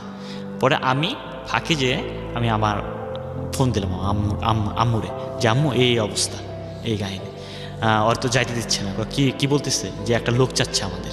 তারপর কি করলো, আমার মামারে বললো, ওই যে হারুন মামা মিন অধিনায়ক, যে ওই মামার না আমারে বললো যে তুই তোর ছোটো মামারে ফোন দে, হারুন, ওরে ফোন দিয়ে এত শাশুড়ির সঙ্গে কথা বলাই দে। আমার মামা আবার ফোন দিয়ে বলতেছে আমার শাশুড়িরে যে আমার ভাগিনা বিয়ে করছে ঠিক আছে, আমার ভাগিনার তো বাপ মা মানে নিচ্ছে না, আমার বোন আমার ভগ্নপতির জামাই মানে নিচ্ছে না, কিন্তু আমি তো মাইনা নিচ্ছি, আমার ভাগিনার আমি অনেক ভালোবাসি, আমার ভাগিনা তো কাদাকাদি করতেছে এই বিষয়ে যে পারভিনরে যাইতে দিচ্ছে না, আপনি ছাইরা দেন, কোনো সমস্যা নাই, আমি আছি পারভিনের দায়িত্বে। আমার মামাটা পারভিনের মারে বলতেছে, আমার পারভিনের মা বলতেছে ফোনে কোনো কথা হয় না, আপনি সরাসরি আমার বাড়িতে চলে আসেন। আমার মামার প্রস্তুত, আমার মামা তখন চলে আসলো, তারপর আসার পর কথাবার্তা বলে পারভিনের মা আমার মামার হাতে উঠাই দিল যে এটা তোমার আজ থেকে ছোটো মেয়ে, উকিল বাপ দায় দিল। তারপরে আমারে দিয়ে দিল যে যাও, আমারে বলো যে আতিক যেখানে থাকো সাবধানে থাকো, আমার মেয়ের তোমার হাতে উঠাই দিলাম, ওর আব্বা নাই, মারা গেছে, এখন তুমি সব কিছু। এবং আমার মামারে বললো যে তুমি ওনার উকিল বাবা। তারপর আমার মামা বললো ঠিক আছে কোনো সমস্যা নেই, আমার হাতে উঠাই দিচ্ছেন, আমার এটা মেয়ের মতো। তারপর বাইক নিয়ে গেলাম গা। তারপর এখানে আমার মামা একটা কাজ করছে, তখন থেকে ভাইয়া আমার একটা ডাউট সৃষ্টি হয়েছে। আমার মামা, আমরা যখন রাস্তায় উঠি, মেন রাস্তায় বাইক নিয়ে, আমি পারভিন সহ হাঁটতেছি, মামা বাইক নিয়ে চলে গেল, দুইজন ওরা আসছে, ড্রাইভ করে একজন, আর মামা ড্রাইভ করতে পারে না, আর আমি সব তিনজন আসছি, যাওয়ার সময় তো চারজন হই, তাহলে বাইকে তো জায়গা আর হয় না। এখন আমারে বলতেছে মামা যে আতিক তুমি ওই বাসে উঠো, একটা বাস আসতেছে, তুমি বাসে উঠো, আমি বৌড়ে নিয়ে যাইতেছি। দেখেন ভাইয়া, ওটা হচ্ছে ভাগিনা, ওনা উচিত ছিল যে তুমি বাইক দিয়ে যাও, আমি বাসে উঠে তোমাদের পিছে যাইতেছি, যাইয়া তুমি বাজারে ওয়েট করো বা চার দোকানে ওয়েট করো, তোমার পিছে আমি যাইয়া তোমাদের একসঙ্গে আমি বাড়িতে নিয়ে যাচ্ছি। কিন্তু উনি ওইটা কাজ না করে উনি পারভিনরে বাইকে নিয়ে আমারে বাসে উঠায়া দিয়া ওই পারভিনরে নিয়ে যাইতেছে বাইকে। বিষয়টা খুব অড লাগে দেখতে। হ্যাঁ, তারপর আস্তে আস্তে বৃষ্টিও পড়ে, সন্ধ্যাবেলায় এদিক আমি ফোন দেই মামারে, মামা কত দূর গেল, একটা চিন্তা আছে না, বাইকে, হ্যাঁ ও ভয় করে, আমার ওয়াইফও ভয় করে বাইকে, ও আর ফোন রিসিভ করে না। অনেকক্ষণ পর ফোন রিসিভ করলো যে আমি আসছি কত্তিমারি বাজারে, আমি আসছি তোর বউরে নিয়ে আমি যাইতেছি, তুই আসে। ও কত্তিমারি বাজারে তো দাঁড়ালো না, বাজারটাতে তো দাঁড়ানো উচিত ছিল, কিন্তু ও আমার রাইখে আমার বউরে নিয়ে গেল একদম সরাসরি বাড়িতে। ওরে আমি আসলাম বাজারে এসে আমি একা বাড়িতে গেলাম, দেখি ওরা বাড়িতে গেছে আমার বউ দেখি আমার মা সহ গল্প করতেছে। আমার মা আসছে, পরে আমি মা সহ আবার আমার বউ সহ আমার মার হাত পা ধরলাম। মা কি ভুল হয়েছে, আমার চাকরি হয়েছে, আমার টাকার দরকার, 4 লাখ টাকা। এখন যা শিখাই দিয়েছিল আপনার বাবা? যা শিখাই দিয়েছিল। মা বলতেছে এখন তোর আব্বা তো তোর প্রতি রাগ, আমার প্রতিও রাগ, আমি আসছি, তোর আব্বা কোনোদিন টাকা দেবো না, এখন একটা উপায় আছে, তোর নানুর কাছ থেকে আমি টাকা জমি পাবো, ওই জমি যদি বিক্রি করে নিতে পারস তাহলে নিয়ে যা, আমার আপত্তি নেই। তারপরে আমি নানুরে বললাম যে নানু তাহলে জমিটা বন্ধক বা বিক্রি করে আমার টাকা দেন। পরে ওই শেখানো অনুযায়ী নানু বলতেছে যে না, আমার কাছে টাকা পয়সা নাই, এখন টাকা পয়সা আসছে আমার এক ছোটো ভাইয়ের কাছে, গেলে ওর কাছে যে জমি বিক্রি করে দিই বা বন্ধক রাখি, ওর কাছে টাকা নিতে পারবো। এর ফাঁকে একটা কথা বল ভাইয়া, আমার নানু অনেক মুরব্বী মানুষ, আমার নানুরের কোনো অপরাধ নেই এখানে, আমার নানুরে বাধ্য করছে আমার আব্বা। যাই হোক, বুঝতে পেরেছি। তারপরে কি হলো? তারপর একদিন থাকলাম ওখানে আমার নানুর বাড়িতে, আমার মামাও আসতো ওখানে, মামাও এসে আমার ফাঁকে ডাইকা নিয়ে বলতো যে ও বউ রাখবো না, তুই যদি ওই বউ রাখস, ওই বউয়ের বাড়ি ঘরে আমার পছন্দ হয় না, মানে উনি নানান কথা আমাকে বলতো, কি বাড়িতে বিয়ে করছে, হ্যাঁ বসার জায়গা নেই, আমার আব্বারও বলতো, আমার সবাইরে বলতো, ও গেছিল দেখে আসছে, ওই বউরে নিয়ে খাওয়া সম্ভব না, উনি ডাইরেক্ট এইভাবে বলতেছে। তারপর ওই কথা অনুযায়ী, আব্বার কথা অনুযায়ী তারপর দিন কুড়িগ্রাম পার হইলাম। মামা যায়, ওই হারুন ও যায়, আমি, আমার বউ, আমার মা, আমার নানা এবং ওই মামার সঙ্গে মামি, আমার মামার ওয়াইফ এবং মামির বোন, মানে আমার মামার শালি।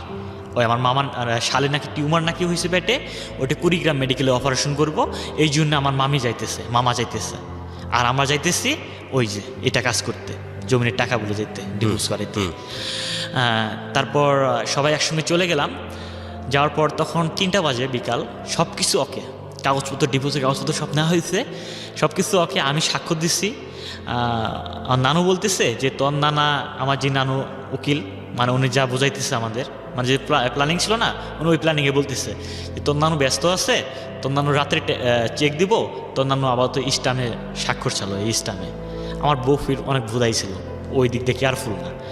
আমি স্বাক্ষর দিচ্ছি, আমার মা স্বাক্ষর দিচ্ছে, আমার বউরও বলতেছে যে তুই একটা স্বাক্ষর দে, তোর হাজব্যান্ড যেহেতু তুই একটা স্বাক্ষর দে। আমার ওয়াইফ কোনো ইয়ে করেনি, আমার বউ স্বাক্ষর দিচ্ছে, অলরেডি স্বাক্ষর দিচ্ছে। এই মুহূর্তে আমার মামা পাশে ছিল, আমার মামা আমার বলতেছে পারবেন তুমি কই স্বাক্ষর করলা? ডিভোর্সের কাগজ। এটা বললা এই কাগজটা নিয়ে নিচ্ছে আমার মামা, এটা তো ডিভোর্সের কাগজ, তুমি স্বাক্ষর করছো। তখন ভাইয়া বললেন না, আমার চোখ থেকে অজোরে পানি বেরোতেছে, মানে আমার চোখ মানে কেমন কালো হয়ে গেছে। আমার নানা মানে চোখ কালো হয়ে গেছে, সবারে যারা ছিল ওখানে, আমার মারও চোখ কালো হয়ে, কি এটা কী করলো? এ তো সব প্ল্যানিং গেছিলো, এ আমাদের নিয়ে আসলো, এবং আমি কোথায় এই তো প্ল্যানিং গেছিলো, ওই আমার আরও ফুস দিছে যে বউরে নিয়ে খাওয়া সম্ভব না, এ কী জন্যে এরকম করলো। এবং আমি পারভিনের হাত ধরলাম, ও পারভিন অলরেডি ওর হাতে চলে গেছে। কার হাতে চলে গেছে? মামার হাতে। কারণ পারভিন তো আমার প্রতি অবিশ্বাস এখন, কারণ স্বাক্ষর নিলাম, ওর ডাউট হয়ে গেছে, যেটা আসলে ডিভোর্সের স্বাক্ষর, ওটা যদি সাদা ইস্টাম, একটা সাদা কাগজ ছিল, আর কিছুই লেখা ছিল না, কিছুই ছিল না। এটা হয়তো বা কি করতো তা আমি জানি না সেই বিষয়ে। আচ্ছা, ওকে, কিন্তু সাদা কাগজ ছিল, ওকে, সাদা কাগজ ছিল। পরে পারভিন আমার অবিশ্বাস করলো, পারভিন আমি হাত ধরলাম, পারভিন হাত জাঙানা মারলো, আমার হাত চারা মারলো, চারা মারা বলতেছে, পারভিন ওখানে কোনো কথাই বললো না। তারপর আমার মামা আমারে বললো যে পারভিন জানো তোমার স্বামীও এটা খারাপ, তোমার স্বামী এটা খারাপ, তোমার স্বামীও এসব সব জানে, এসব তোমার স্বামীর প্ল্যানিং। মামা এইভাবে আমার পারভিনের সামনে এইভাবে। আপনার মামা এরকম বিট্রে করলো কেন? প্রথমত কাজটা আপনারা খারাপ করতেছেন, সেটার ব্যাপারে কোনো সন্দেহ নাই, কিন্তু মামা এইভাবে আপনাদের সঙ্গে বিট্রে করলো কেন? আজও জানি না আমি, এই প্রশ্ন আজও আমি খুঁজে পাইনি। সত্য কথা। কি হলো তারপরে? এরপরে কি হলো? তারপর মামা ওর হাত ধরলো, ও পারভিন মামার হাত ধরলো, তা হাত ধরে এখন পারভিনরা আমি হাত ধরলাম যে পারভিন যাও না, তুমি সব হিস্টোরি শোনো, কাহিনী শোনো, তারপর যাও নি তুমি, এখানে নাটক একটা, তুমি সব কিছু শোনো, আমার দোষ নাই। পারভিন আমার বিশ্বাস করলো, পারভিন না বিশ্বাস করে আমি পারভিনের হাত ধরছে আবারও। এক পর্যায়ে দেখা যাচ্ছে কোর্টের আশেপাশে পুলিশ ছিল, আমাদের টার্গেট করতেছে। তখন নানা আমারে বলছে, কোর্টের মধ্যে? হ্যাঁ, কোর্টের মধ্যে। নানা আমারে বলতেছে জাতিক তোর বউয়ের হাত ছাড়, না হলে কিন্তু পুলিশ এসে অ্যারেস্ট করবো, তোরও অ্যারেস্ট করবো, আমগো অ্যারেস্ট করবো, এই কথা নানু বলতেছে। ওরা আমি পারভিনের হাত ছাড়লাম, হাত ছাড়া আমি যাইতে চাই না, নানা আমার জোর করে নিয়ে গেল কোর্টের বাইরে। আমার প্ল্যানিং ছিল যে পারভিন আসলে পারভিনে আবার আমি হাত দেবো কোর্টের বাইরে, আমি পারভিনের সেনাই নেবো আমি এটা। কারণ আমার চিন্তাধারা ছিল যে মামা যেহেতু গাড়ি তো আমার এই ব্যাপারটা করলো, গাড়ির মধ্যে আমাকে নামায় দিয়ে পারভিনে নিয়ে গেল, ফির এখানেও এই অবস্থা করতেছে, তাহলে তো নিশ্চয়ই মামার এখানে খারাপ উদ্দেশ্য আছে। আচ্ছা, এর আগে নৌকার মধ্যে ওঠার আগে মানে আমাকে আমার বউ সব বসতে দিত না মামা, সবসময় আমার বউয়ের কাছ থেকে দূরে থাকতে বলতো মামা, মানে আমার বউয়ের সঙ্গে দেখতেই পারতো না উনি। আমার তো আপনার আপন মামা? হ্যাঁ, আপন মামা। ওকে। তারপর আমি বাইরে গেলাম, আমার নানা আমারে নিয়ে গেল কোর্টের বাইরে। একটু পর দেখি আবার আমি নানার হাত ঝাঁড়া দেয়া কোর্টের ভিতরে চলে আসলাম, যে আমি আমার বউরে নিয়ে যাব। আমি কিছু মতো চলতে পারছি না আমার বউ ছাড়া, যে আমার বউয়ের কী যেন কী করে তারা, কারণ পারভিন তো আমার প্রতি বিশ্বাস হারিয়ে গেছে। আমি আবার কোর্টের ভিতরে আসলাম, আসার দেখি 1 মিনিট ওরা উদাহ, কেউ নেই ওখানে। তারপর আমি অনেক কান্নাকান্নি করলাম, নানা বলতেছি কান্না লাভ নেই, চল বাড়িতে চল। আমি বাড়িতে যাই না, আমাকে জোর করে গাড়িতে উঠাইলাম। ওঠানোর পর গাড়িতে জন্য চললাম, আমি গাড়িতে নাকি অজ্ঞান হয়েছিলাম, এক বাড়িতে নামাইছিল, ওখানে পানি ঢালে আমার সুস্থ করছে, সুস্থ করে নৌকায় উঠাইছে। পরে আমরা বাড়িতে চলে আসি, রাতটা কাটলো কোনো রকম। কাটার পর আমি মানসিক টেনশন আমার শুরু হলো, আমি মানে ঠিক থাকতে পারছি না সেই মুহূর্তটা। আমি আমার নানারে বললাম যে আমি ঢাকায় চলে আসবো, মানে আমার বাড়িতে আমার একদম মন টিকছে না যে আমি ঢাকায় চলে আসবো। আমি এর ফাঁকে পারভিনের আব্বা আম্মাও শুনছে এই কাহিনী। পারভিনের আব্বা আম্মা কার দ্বারা, আব্বা আম্মা তো না, পারভিনের মা। হ্যাঁ, পারভিনের মা শুনছে, পারভিনের মা, ভাই, পারভিনের খালু সবাই জানছে যে ওই মামাই নাকি ফোন দিছে পারভিনদের বাড়ির মধ্যে, যে পারভিনের ডিভোর্স করাইতে নিয়ে আসছিল, পারভিন আমার কাছে এখন। ওই মামা বলছে যে পারভিন এখন আমার কাছে। এখন আমি তো ঢাকায় চলে আসলাম, আইসা তো আমি মানসিক টেনশনে ভুগতেছি। আমি চাকরি সব বাদ দিচ্ছি, অলরেডি মার্কেটে যাই না, চাকরি করি না, স্যারদের সাথে কথা বলি না, স্যারের সাথে আমি বলছি স্যার আমি মানসিক টেনশনে আছি, আমি চাকরি করতে পারব না এই সময়। আমি কোনা বাড়িতে থাকি, এ অবস্থায় 1-1.5 মাস প্রায় চলে যায়, 1 মাস চলে যায়, আমি অনেক ঋণপাতি হয়ে যাই, প্রায় 20-25 হাজার টাকা 30 হাজার টাকার মতো ঋণ হয়ে যায়। রুম ভাড়া, বাসা ভাড়া, নানান আগের দেনা ছিল, এগুলোতে অনেক আমি ঋণপাতি হয়ে যাই। তারপর আস্তে আস্তে মানে আমি আমার মনকে বুঝাইতে পারতেছি যে এই অবস্থা যদি চলতে থাকি তাহলে নেক্সট টাইম আমি ঢাকা শহরে আর বিপদে পড়বো, কারণ চাকরি বাদ দিছি, ঋণপাতি করতেছি, পরে তো অবস্থা আমার খারাপ হয়ে যাবো, তাহলে আমাকে আবার তো মানসিক টেনশনে আমার চাকরিটা করতে হবো। আমি আবার চাকরিতে জয়েন দিই। এর ফাঁকে পারভিনের সঙ্গে আমার কোনো 1 মাসের মতো কথা হয়নি। তারপরে পারভিনরে আমি নিজে ফোন দিই, পারভিন আমারে বলতেছে যে তুমি এই কাজটা করতে পারলা, আমারে সরাসরি বলতেছে। আমি বললাম পারভিন আমার কথা শুনো তুমি। আমি কয় তুমি কি বলবা বলো, তুমি তো বিশ্বাসঘাতক, আমাকে বলতেছে। আমাকে আমার কথা শুনো তুমি, একবার তো শুনবা। কি যে তোমার আমার ফ্যামিলি ডিভোর্স করতে নিয়ে গেছিলো সব সত্য, আমিও জানি, কিন্তু আমার প্ল্যানিংটা ছিল তোমাকে ডিভোর্স করাইলে আমি তোমার ডিভোর্স করলো, আমি ডিভোর্স মানে এটা মানতাম না, আমি নেক্সট টাইমে তোমাকে নিয়ে খেতাম। আমি যখন আমার ফ্যামিলি যখন একটা সেট হতো, ফ্যামিলি যখন মানে এগুলো সব দূর হতো চিন্তাভাবনা, তখন আমি আমার ফ্যামিলিরে বলতাম, আমি ফ্যামিলির দ্বারা আবার মীমাংসা করতাম। কিন্তু ফ্যামিলি আমি আব্বা দেখি আমার এই কথা বলতেছে, বিষ খাবো, তোমার এই দেখি চাপ, আমি এই সময় কি করব, তোমার দিক গেলে আমার আব্বা আম্মা শেষ, আর আমি যে আব্বা আম্মার দিক যাই তাই তোমার এই অবস্থা। কিন্তু আমি এই সময় এই চিন্তাধারা মাথায় নেই, যদি এখন তোমায় ডিভোর্স করি আমি নেক্সট টাইমে আমি আবার চেষ্টা করতে পারবো। আমি এই কথা পারভিনকে বললাম।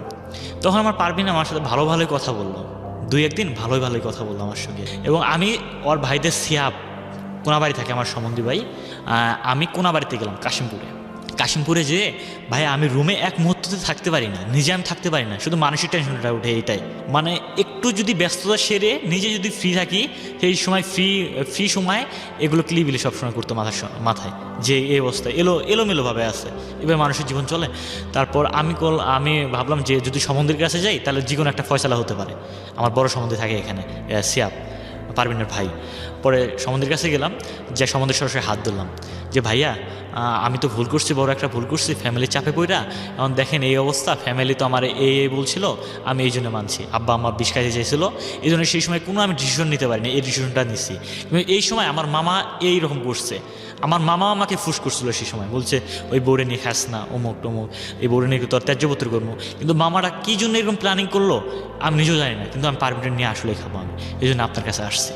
তখন সিয়াব ভাই কেমন যেন আমার প্রতি একটা মানে হলো, আচ্ছা ঠিক আছে তুমি কাল পরশু আবার যাও, তুমি থাকো আজকে, থাইকা তুমি যাও, তুমি 3-4 দিন পর আবার আইসো আমার বাসায়। তারপর আমি ভাইয়ের কাছে একটাই কথা বললাম যে ভাই একটাই রিকোয়েস্ট, আমার 3-4 দিন পর ওনার কথা অনুযায়ী আবার চলে যাই। যার পর বলতেছে ঠিক আছে, আমার মা মানে আমার শাশুড়ি, তোমার মা অনেক রাগ, পারভিনও অনেক রাগ, তাহলে তোমাকে নিয়ে আমার বাড়িতে যাইতে হবে। এর ফাঁকে ভাই একটা কথা ভুলে গেছি আমি, মানে সিয়াব ভাই এর ফাঁকে 2 দিনের ফাঁকে সিয়াব ভাই বাড়িতে কথা বলছে, তাহলে আতিক যাইতেছে, আতিকের কাছে পারভিনরে উঠাই দিন আপনি, আতিককে পারভিন এখানে নিয়ে আসবো, এখানে বাসা দিয়ে দেবো, তাদের আমার কাছে রাখবো। এবং পারভিনের সঙ্গে আমার কথা হয়েছে, পারভিনও বলছে আচ্ছা ঠিক আছে তুমি আসো, এবং কাপড় চোপড় সব রেডি, মানে ও আমার যা বললো সব রেডি, যে তুমি আসো তোমার সঙ্গে আমি যাবো। ও অনেক খুশি, ঢাকায় আসবো প্রথমবারের মতো, এর আগে ঢাকায় আসে নাই, মানে কথা হলো অনেক। তারপরের দিন আবার ফোন দিচ্ছি যে তুমি খাইছো, আমি খাইছি কিনা তোমার জানার দরকার আছে। আমি কেন, আমি তো যাচ্ছি কাল পরশু। তোমাকে কি আসতে বলছে আমার বাড়িতে, তুমি আসবা না, তুমি কে, তুমি আমাকে ডিভোর্স করতে নিয়ে গেছিলা। আমি নেক্সট টাইমে জানতে পারলাম যে আমার মামা নাকি আবার ফুস করছে, আমার মামা নাকি বলছে পারভিনের মারে যে আমার ভাগ্নের হাতে যদি তোমার মেয়ে উঠাই দেন তাহলে ও ঢাকায় নিজে মেরে ফেলবো, ওখানে ওর আব্বা আছে, ওখানে ওর আরও মামারা আছে, ওর মামারা সহ পারভিনের মায়েরা ফেলবো খালি রুমে, এরকম মানে ফুস করতো। তখন পারভিন চিন্তাধারা উল্টাই গেল, ওর মারও চিন্তাধারা উল্টাই গেল, উল্টে যে আমাকে এই যে নানান কথা বলছে যে আমি যাবো না। আমি আবারও সিয়াব্বার বাসায় আসলাম, ভাই এই অবস্থা। সিয়াব্বাই বললো আচ্ছা ঠিক আছে সমস্যা নাই, আমি কাল পরশু বাড়িতে যাব, তুমি আমার সঙ্গে বাড়িতে যাবা, বাড়িতে গেলে সরাসরি কথা হলে একটা মহাজন নেবো ওখানে, এবং আমি যেখানে স্বাক্ষর দিতে বলবো সেখানে তুমি স্বাক্ষর দেবা। আমি বলি হ্যাঁ অবশ্যই, আপনি যেখানে দিতে বলবেন ওখানে আমি স্বাক্ষর দেবো, আমি ওখানে দেবো, মানে উনি স্ট্যাম্প করতো আমার মনে হয়। তারপর আমি বাড়িতে গেলাম ওদের সঙ্গে, আমার শাশুড়ির বাড়িতে গেলাম, আমার বউ আমার সঙ্গে কোনো কথা বললো না, কোনো কথা নেই, আমাকে দিয়ে খাওয়া দাওয়া করাইবো ওইরকম কোনো সিস্টেম নেই, মানে আমি একাই। সিয়াব ভাই তখন কই যেন গেল বেড়াইতে, আমাকে একাই রুমে রাখা, কোন যেন জায়গায় গেছে, কাজ ছিল ওনার, আমার সঙ্গে কেউ কথা বলে না, শুধু আমার শাশুড়ি মাঝে মাঝে কথা বলে, আমার বউ আমার সঙ্গে কথা বলে না। আমি একা আমার অনেক কষ্ট হচ্ছে, মানে আমার কেমন যেন খারাপ লাগতেছে যে আমার ফ্যামিলি যদি আমি ত্যাগ করতে পারি, আমার বউয়ের কাছে আসলাম, ফ্যামিলি কথা শুনতেছি না, বউয়ের কাছে আসতেছি, কিন্তু আমার বউ আমার সাথে এরকম করতেছে, তখন আমার কেমন যেন মানে মনে খারাপ লাগলো। আস্তে আস্তে সন্ধ্যা হলো, সিয়াব ভাই দেখি সেদিন আসলো না, রাত হয়ে গেল। আমার বউ আমার বলতেছে তুমি ঢাকায় যাবা না, তুমি যদি ঢাকায় না যাও তাহলে কিন্তু আমি এখন ফাঁসি দেবো। আমারই বলছে যে তুমি আমার বাসায় রাত থাকতে পারবে না, এবার আমার বলতেছে, আমি কেন আমি রাত থাকতে পারবো না কেন? কেন না তুমি আমার সাথে থাকতে পারবো না, তুমি আমার সাথে রাত এখানে থাকতে পারবো, আমার বাড়িতেই থাকতে পারবো না তুমি। এবং ওরা মারা বললো যে তুমি যদি তোমার জামাইরে রাখো তাহলে আমি বাড়ি থেকে এখন পালাই যাচ্ছি, আমি এখনই চলে যাচ্ছি। এবং সে অলরেডি বেরো হয়েছে, ওর মা হাত টেনে ধরছে। এখন এই অবস্থা ভাই আমি কী ডিসিশন নেবো সেই সময়? আমি তখন ওদের মুখের দিক তাকাইয়া, আমার শাশুড়ির মুখের দিক তাকাইয়া, না এদের ফ্যামিলির দণ্ড নাই বাজুক, তো আমি বললাম যে আমি চলে যাই। তখন রাত বাজে 8টা 9টা এরকম বাজে। আমি গাড়ি কাউন্টারে আসলাম, আমি সেই অবস্থায় চোখের পানি মানে 2 চোখ ভরা পানি পড়তেছে, এক হাতে পানি মুছতেছি আর ব্যাগ নিয়ে চলে আসলাম। জীবও আমার সঙ্গে অনেক কথা বলতো আমার সঙ্গে, সে বউ আমার আজকে বের করে দিল।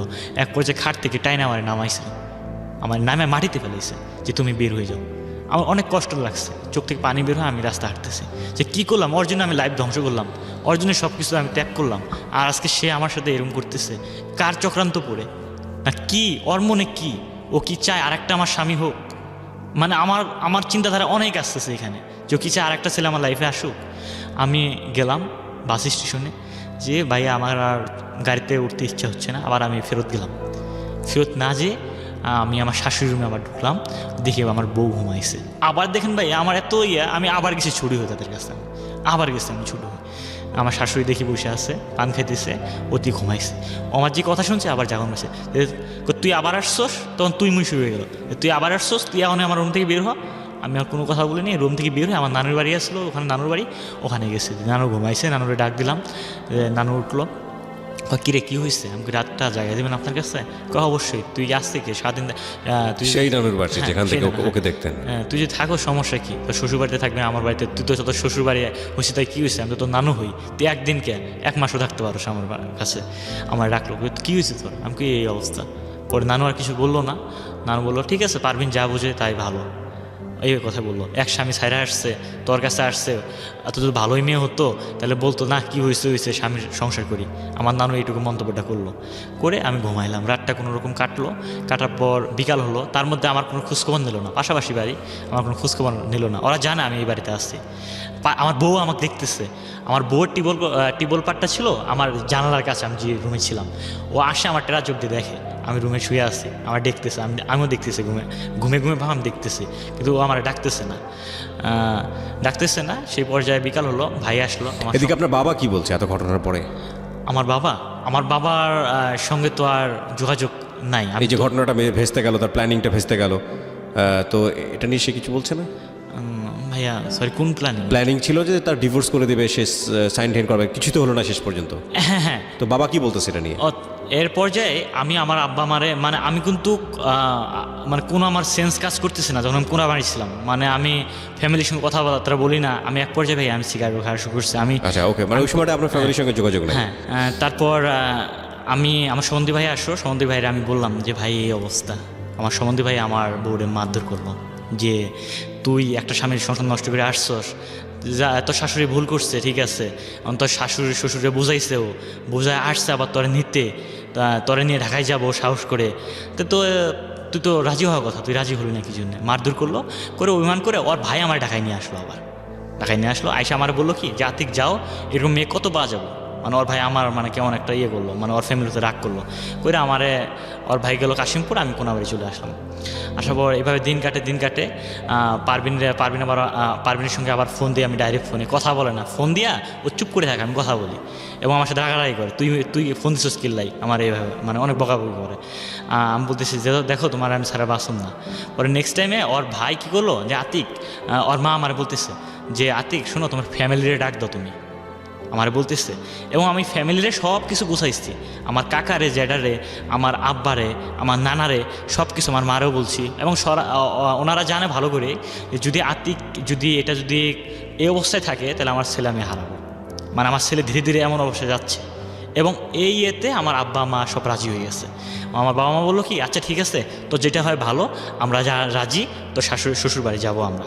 বললাম আচ্ছা ঠিক আছে, একটা ডেট নিয়ে ওই ডেটে আমরা চলে আসি ওদের বাড়িতে। এবং মেয়ে সরাসরি আমারে বলে যে আমি তোমার সংসার করুম না, সরাসরি ভাই বলতেছে আমি তোমার সংসার করুম না।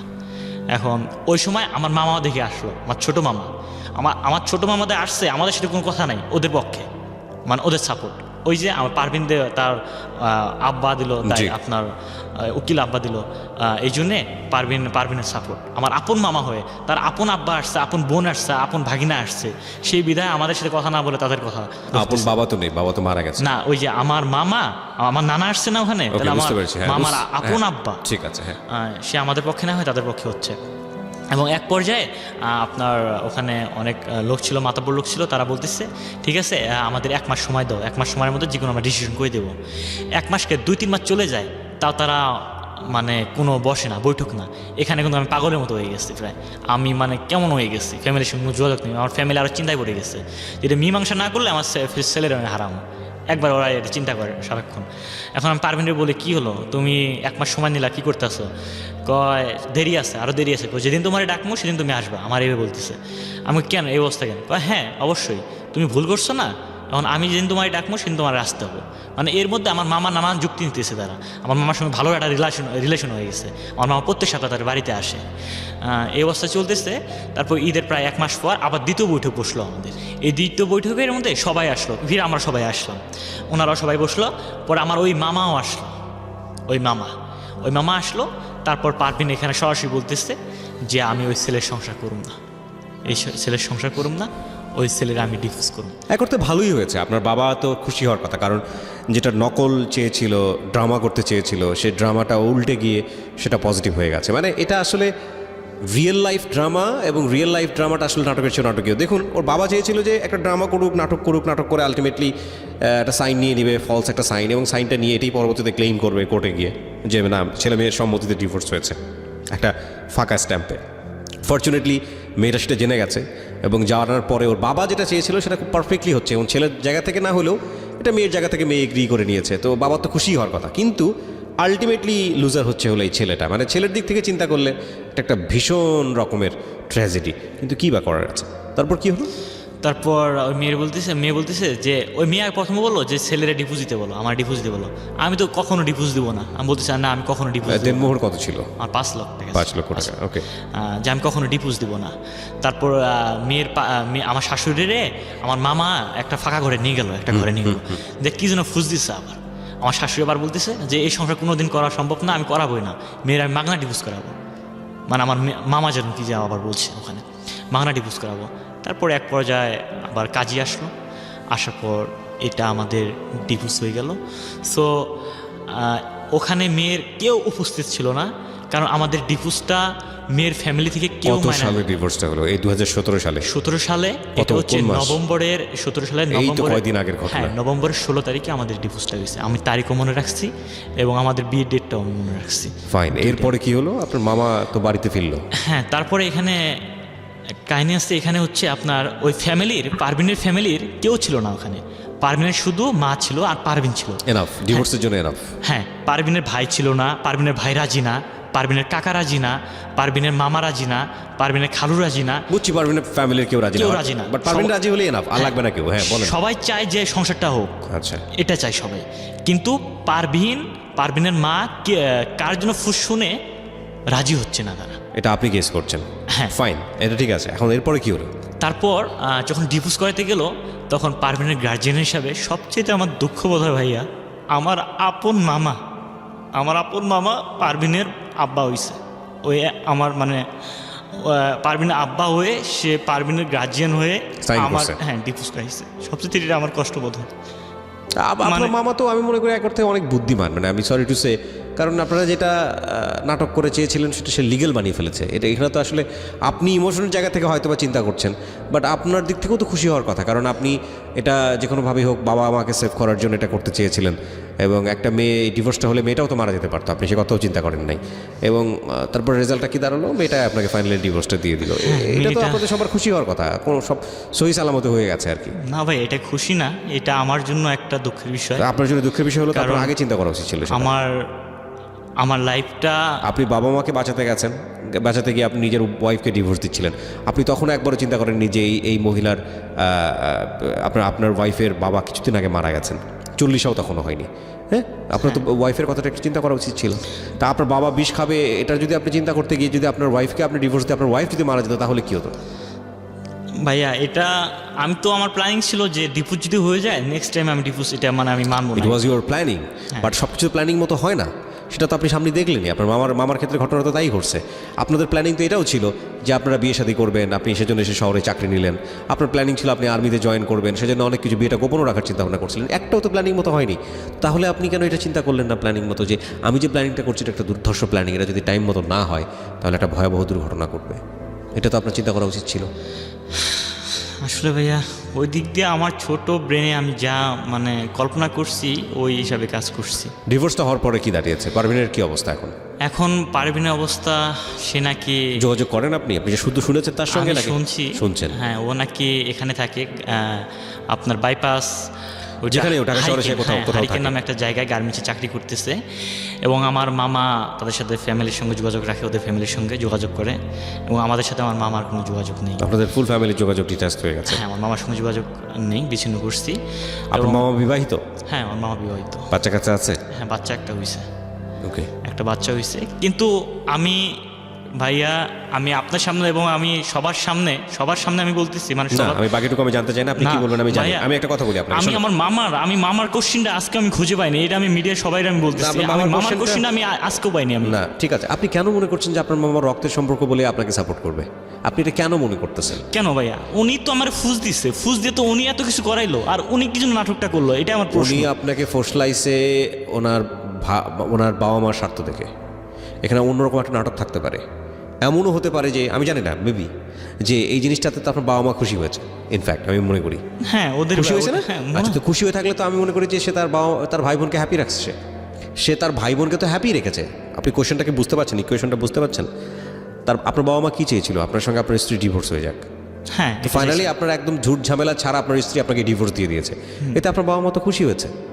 এখন আপনি সন্তান হিসেবে কষ্টে আছেন, সেটার জন্য হয়তো বাবা মা কষ্ট পায়, কিন্তু যখন বিষয়টা এরকম হয়ে যাচ্ছিল, বাবা বলছিল যে বিষ খেয়ে ফেলবো, তুই বিশ্বাস করতেছিস না, তো সেই বাবার তো খুশি হওয়ার কথা, সেই মার তো খুশি হওয়ার কথা।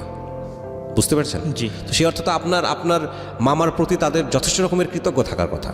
এটা আমি বলতে পারি না ওদের আসলে গোপনে রিলেশন আছে কিনা, কিন্তু আমি একদিনে বলছি, আমার আব্বারও বলছি, যদি ওই মামার সঙ্গে একদিন রিলেশন কোনো কথা বলতে আমি দেখি, তাহলে কিন্তু আমি আপনাদের সাথে আমি কোনো কথা বলতে পারবো না, আমি কথা বলবো না, এবং আমি কই আছি তাও আপনারা জানবেন না, মনে করুন আপনার ছেলে হারিয়েছে। আপনি এই জীবন গল্পটা কেন বললেন রেডিওতে? আপনার এই জীবন গল্পের অনেক বেশি ক্লাইম্যাক্স, একদম আগাগোড়া এখন পর্যন্ত আমি যতটুকু পাইছি, প্রেমের সম্পর্ক তৈরি হওয়া, বাড়ি থেকে পালিয়ে যাওয়া, বাড়ি থেকে পালিয়ে গিয়ে হঠাৎ করে একটা মেয়ের সঙ্গে দেখা হওয়া, সেই মেয়েটার সঙ্গে নাটকীয়ভাবে একটা অনৈতিক সম্পর্কে জড়িয়ে যাওয়া, তারপর আবার ধাম করে মেয়েটার বিয়ে হয়ে যাওয়া, তারপরে মেয়েটাকে বের করে নিয়ে আসা, বের করে নিয়ে এসে বিয়ে করতে গিয়ে গোপন রাখতে গিয়ে ধরা পড়ার পরে বাবা মায়ের দিক থেকে এক ধরনের চাপ, তারপরে মেয়ের দিক থেকে এক ধরনের চাপ, সেখানে নাটকীয়তা অবলম্বন করতে গিয়ে ধরা পড়া, এবং ধরা পড়ার পরে ফাইনালি মেয়েটা আপনার কাছ থেকে চলে যাওয়া। এতগুলো নাটকের মধ্য দিয়ে এখন আপনারা দুজনের কাছ থেকে ডিটাচড।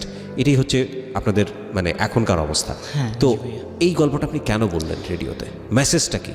এই গল্পটা আমি বললাম এই জন্যে যে সবাইকে আমি বলতে চাই যে আমি যে ভুলটা করছি। ভুলটা কোথায় আপনার? আমার লাইফে ভুলটা হচ্ছে আমি প্রতিষ্ঠিত হওয়ার আগে, আমার লাইফটা গড়ার আগে, আমার কেরিয়ারটা গড়ার আগে এক্স্যাক্টলি আমি বিয়েটা করছি, এটা আমার হচ্ছে সর্বপ্রথম ভুল। সো একটা কথা বলতে চাই, এরকম এরকম মেয়ের বিয়ে করেন না। আমার মনে হয় ভাইয়া এখানে মেয়েরও কোনো পার্সেলটি আছে, এখানে মেয়ে ভালো করেই জানে যে ওই স্বামীর সংসার হইব। আমার মনে হয় ওই মেয়েও ভাবতেছে যে ওই ছেলের জীবন থেকে যদি আমি সরে যাই তাহলে আরেকটা আমি বিয়ে করতে পারবো। এটা আমার মনে হয়, কারণ ও আমার অনেক অপমান করছে, অনেক অপমান করছে। করার পেছনে তো আপনার যথেষ্ট কারণ আছে। ও যে আমাকে ভালোই বাসতো, তাহলে ওই রকম তুই মুই এবং বিশ্রঙ্গা ভাষায় আমার ইডিয়েট বলতো, যাও মানে অনেক খারাপ ভাষা বলতো। আমি আপনাকে একটা কথা বলি, এই জায়গাটায় আমি মেয়েটার পক্ষে কথা বলতে চাই। সেটা হচ্ছে যে আপনি যেই প্ল্যানিংটা নিয়েছিলেন, এরপরে তো আপনাকে হাত ধরে বের করে দিয়েছে। আমি তো মনে করি যেখানে যদি আপনাকে পেটাতো তাহলে আপনার অস্বাভাবিক কোনো কিছু, মানে এটা তো মানে আপনি একবার চিন্তা করে দেখেন তো, মেয়েটার জায়গায় মেয়েটা এরকম একটা প্ল্যান করতেছে আপনাকে লুকে ডিভোর্স দেওয়ার জন্য, তার বাবা মাকে সেভ করার জন্য, আপনি মেয়েটার সঙ্গে কী করতেন? না ঠিক আছে, এটা ঠিক আছে। সো উনি তো আর ভদ্র ব্যবহার করেছে। আমরা সবসময় এরকম, আমরা নিজের জায়গা থেকে পুরো দুনিয়াটাকে চিন্তা করি, এভাবে চিন্তা করলে হবে না। প্রথম কথা হচ্ছে যে আপনার ভিতরের একটা সফট ইমোশন তার জন্য ছিল। আপনার আগাগোড়া গল্পটা শুনে আমার কাছে যেটা মনে হয়েছে, আপনি একেবারেই দরিদ্র পরিবারের একটা সন্তান, বাবা কৃষক, সম্মান রেখেই বলছি, আপনার স্টাবলিশড হওয়াটা খুব জরুরি ছিল। এবং বাবা যে কথাটা বলতো যে আমার ব্যাঙ্ক অ্যাকাউন্ট হচ্ছিস তুই, তোর পিছনে আমার ইনভেস্ট, এত কষ্ট করে এত কিছু করি। ওই মনে আছে প্রথমে যে গল্পের একদম প্রথম দিকে বলতেছিলেন যে ওই পায়ের নখ সারানোর জন্য ঘরের চাল জি। বিক্রি করে তারপর আপনার পায়ের অপারেশনটা করছিল যাতে করে আপনি আর্মিতে চান্স পান। জি ভাই। আপনার তো বয়স চলে গেছে, জি সেই চান্স পাওয়াটা হয়নি, পরীক্ষাও দেওয়াটা হয়নি, এইসব দৌড়দৌড়ি করতে করতে জীবনের স্বপ্নটা শেষ হয়ে গেছে। এটাই হচ্ছে বিগেস্ট মিস্টেক। মেয়েটা আপনার জীবনে আসলো কি আসলো না, তাকে বহু হিসেবে পেলেন কি পেলেন না, তাকে নিয়ে সংসার করা হলো কি হলো না, সেই জায়গাটায় সারা জীবনই ক্লাইম্যাক্স থাকতো। কিন্তু যেটা আপনি লুজ করেছেন, যেটা আপনার কখনো আর ফিরে আসবে না, সেটা হচ্ছে এই ড্রিম জবটা। হয়তোবা হতো, আপনি সেটা লুজ করেছেন। লেখাপড়া একটা সময় গিয়ে স্টপ হয়েছে। মেয়েটার কারণে আপনি ঢাকা শহরে আসলেন, একটা কোম্পানিতে জব করা শুরু করলেন, এবং সেটা নিয়ে আপনার এখন একটা টালমাটাল একটা ক্যারিয়ার, রাইট? এর চেয়েও একটা ভালো ক্যারিয়ার আপনার হতে পারতো। এইটা হচ্ছে আপনার বিগেস্ট নিউজ। এবং এটাই আমি সবসময় বলি, যেই স্ট্যাটাসেই আপনি থাকেন না কেন, সমাজের যে স্তরেই আপনি বসবাস করেন না কেন, never sacrifice your two important things. One is education, second one is career. এই দুইটা জিনিস যদি আপনার হাত থেকে চলে যায়, তাহলে এগুলো কখনোই রিটার্ন করবে না, কখনোই রিটার্ন করবে না। বাকি যা যাবে তা হয়তো আসবে ঘুরে ফিরে। একটা মানুষের সঙ্গে হয়তো সম্পর্ক রাখার পরে ওই সম্পর্কটা নষ্ট হয়ে গেলে মনে হতে পারে জীবন আর রেখে কী হবে। কিন্তু বিলিভ মি, টাইম যে কত বড় ড্রাগ, টাইমটা এত সুন্দর করে এটা হিল করে। আপনি একটা সময় গিয়ে মনে হবে যে সত্যি সত্যি আমি পাগলামো করেছি মেয়েটার জন্য এরকম, বা এই ছেলেটার জন্য এরকম। কিন্তু ততদিনে যদি আপনার ক্যারিয়ারের কোনো ক্ষতি হয়ে থাকে, আপনার এডুকেশনের কোনো ক্ষতি হয়ে থাকে, বিলিভ মি, এটা আপনাকে সারাটা জীবন কষ্ট দেবে। সো আপনি যে স্টেজেই বসবাস করেন না কেন, do not hamper your career and education.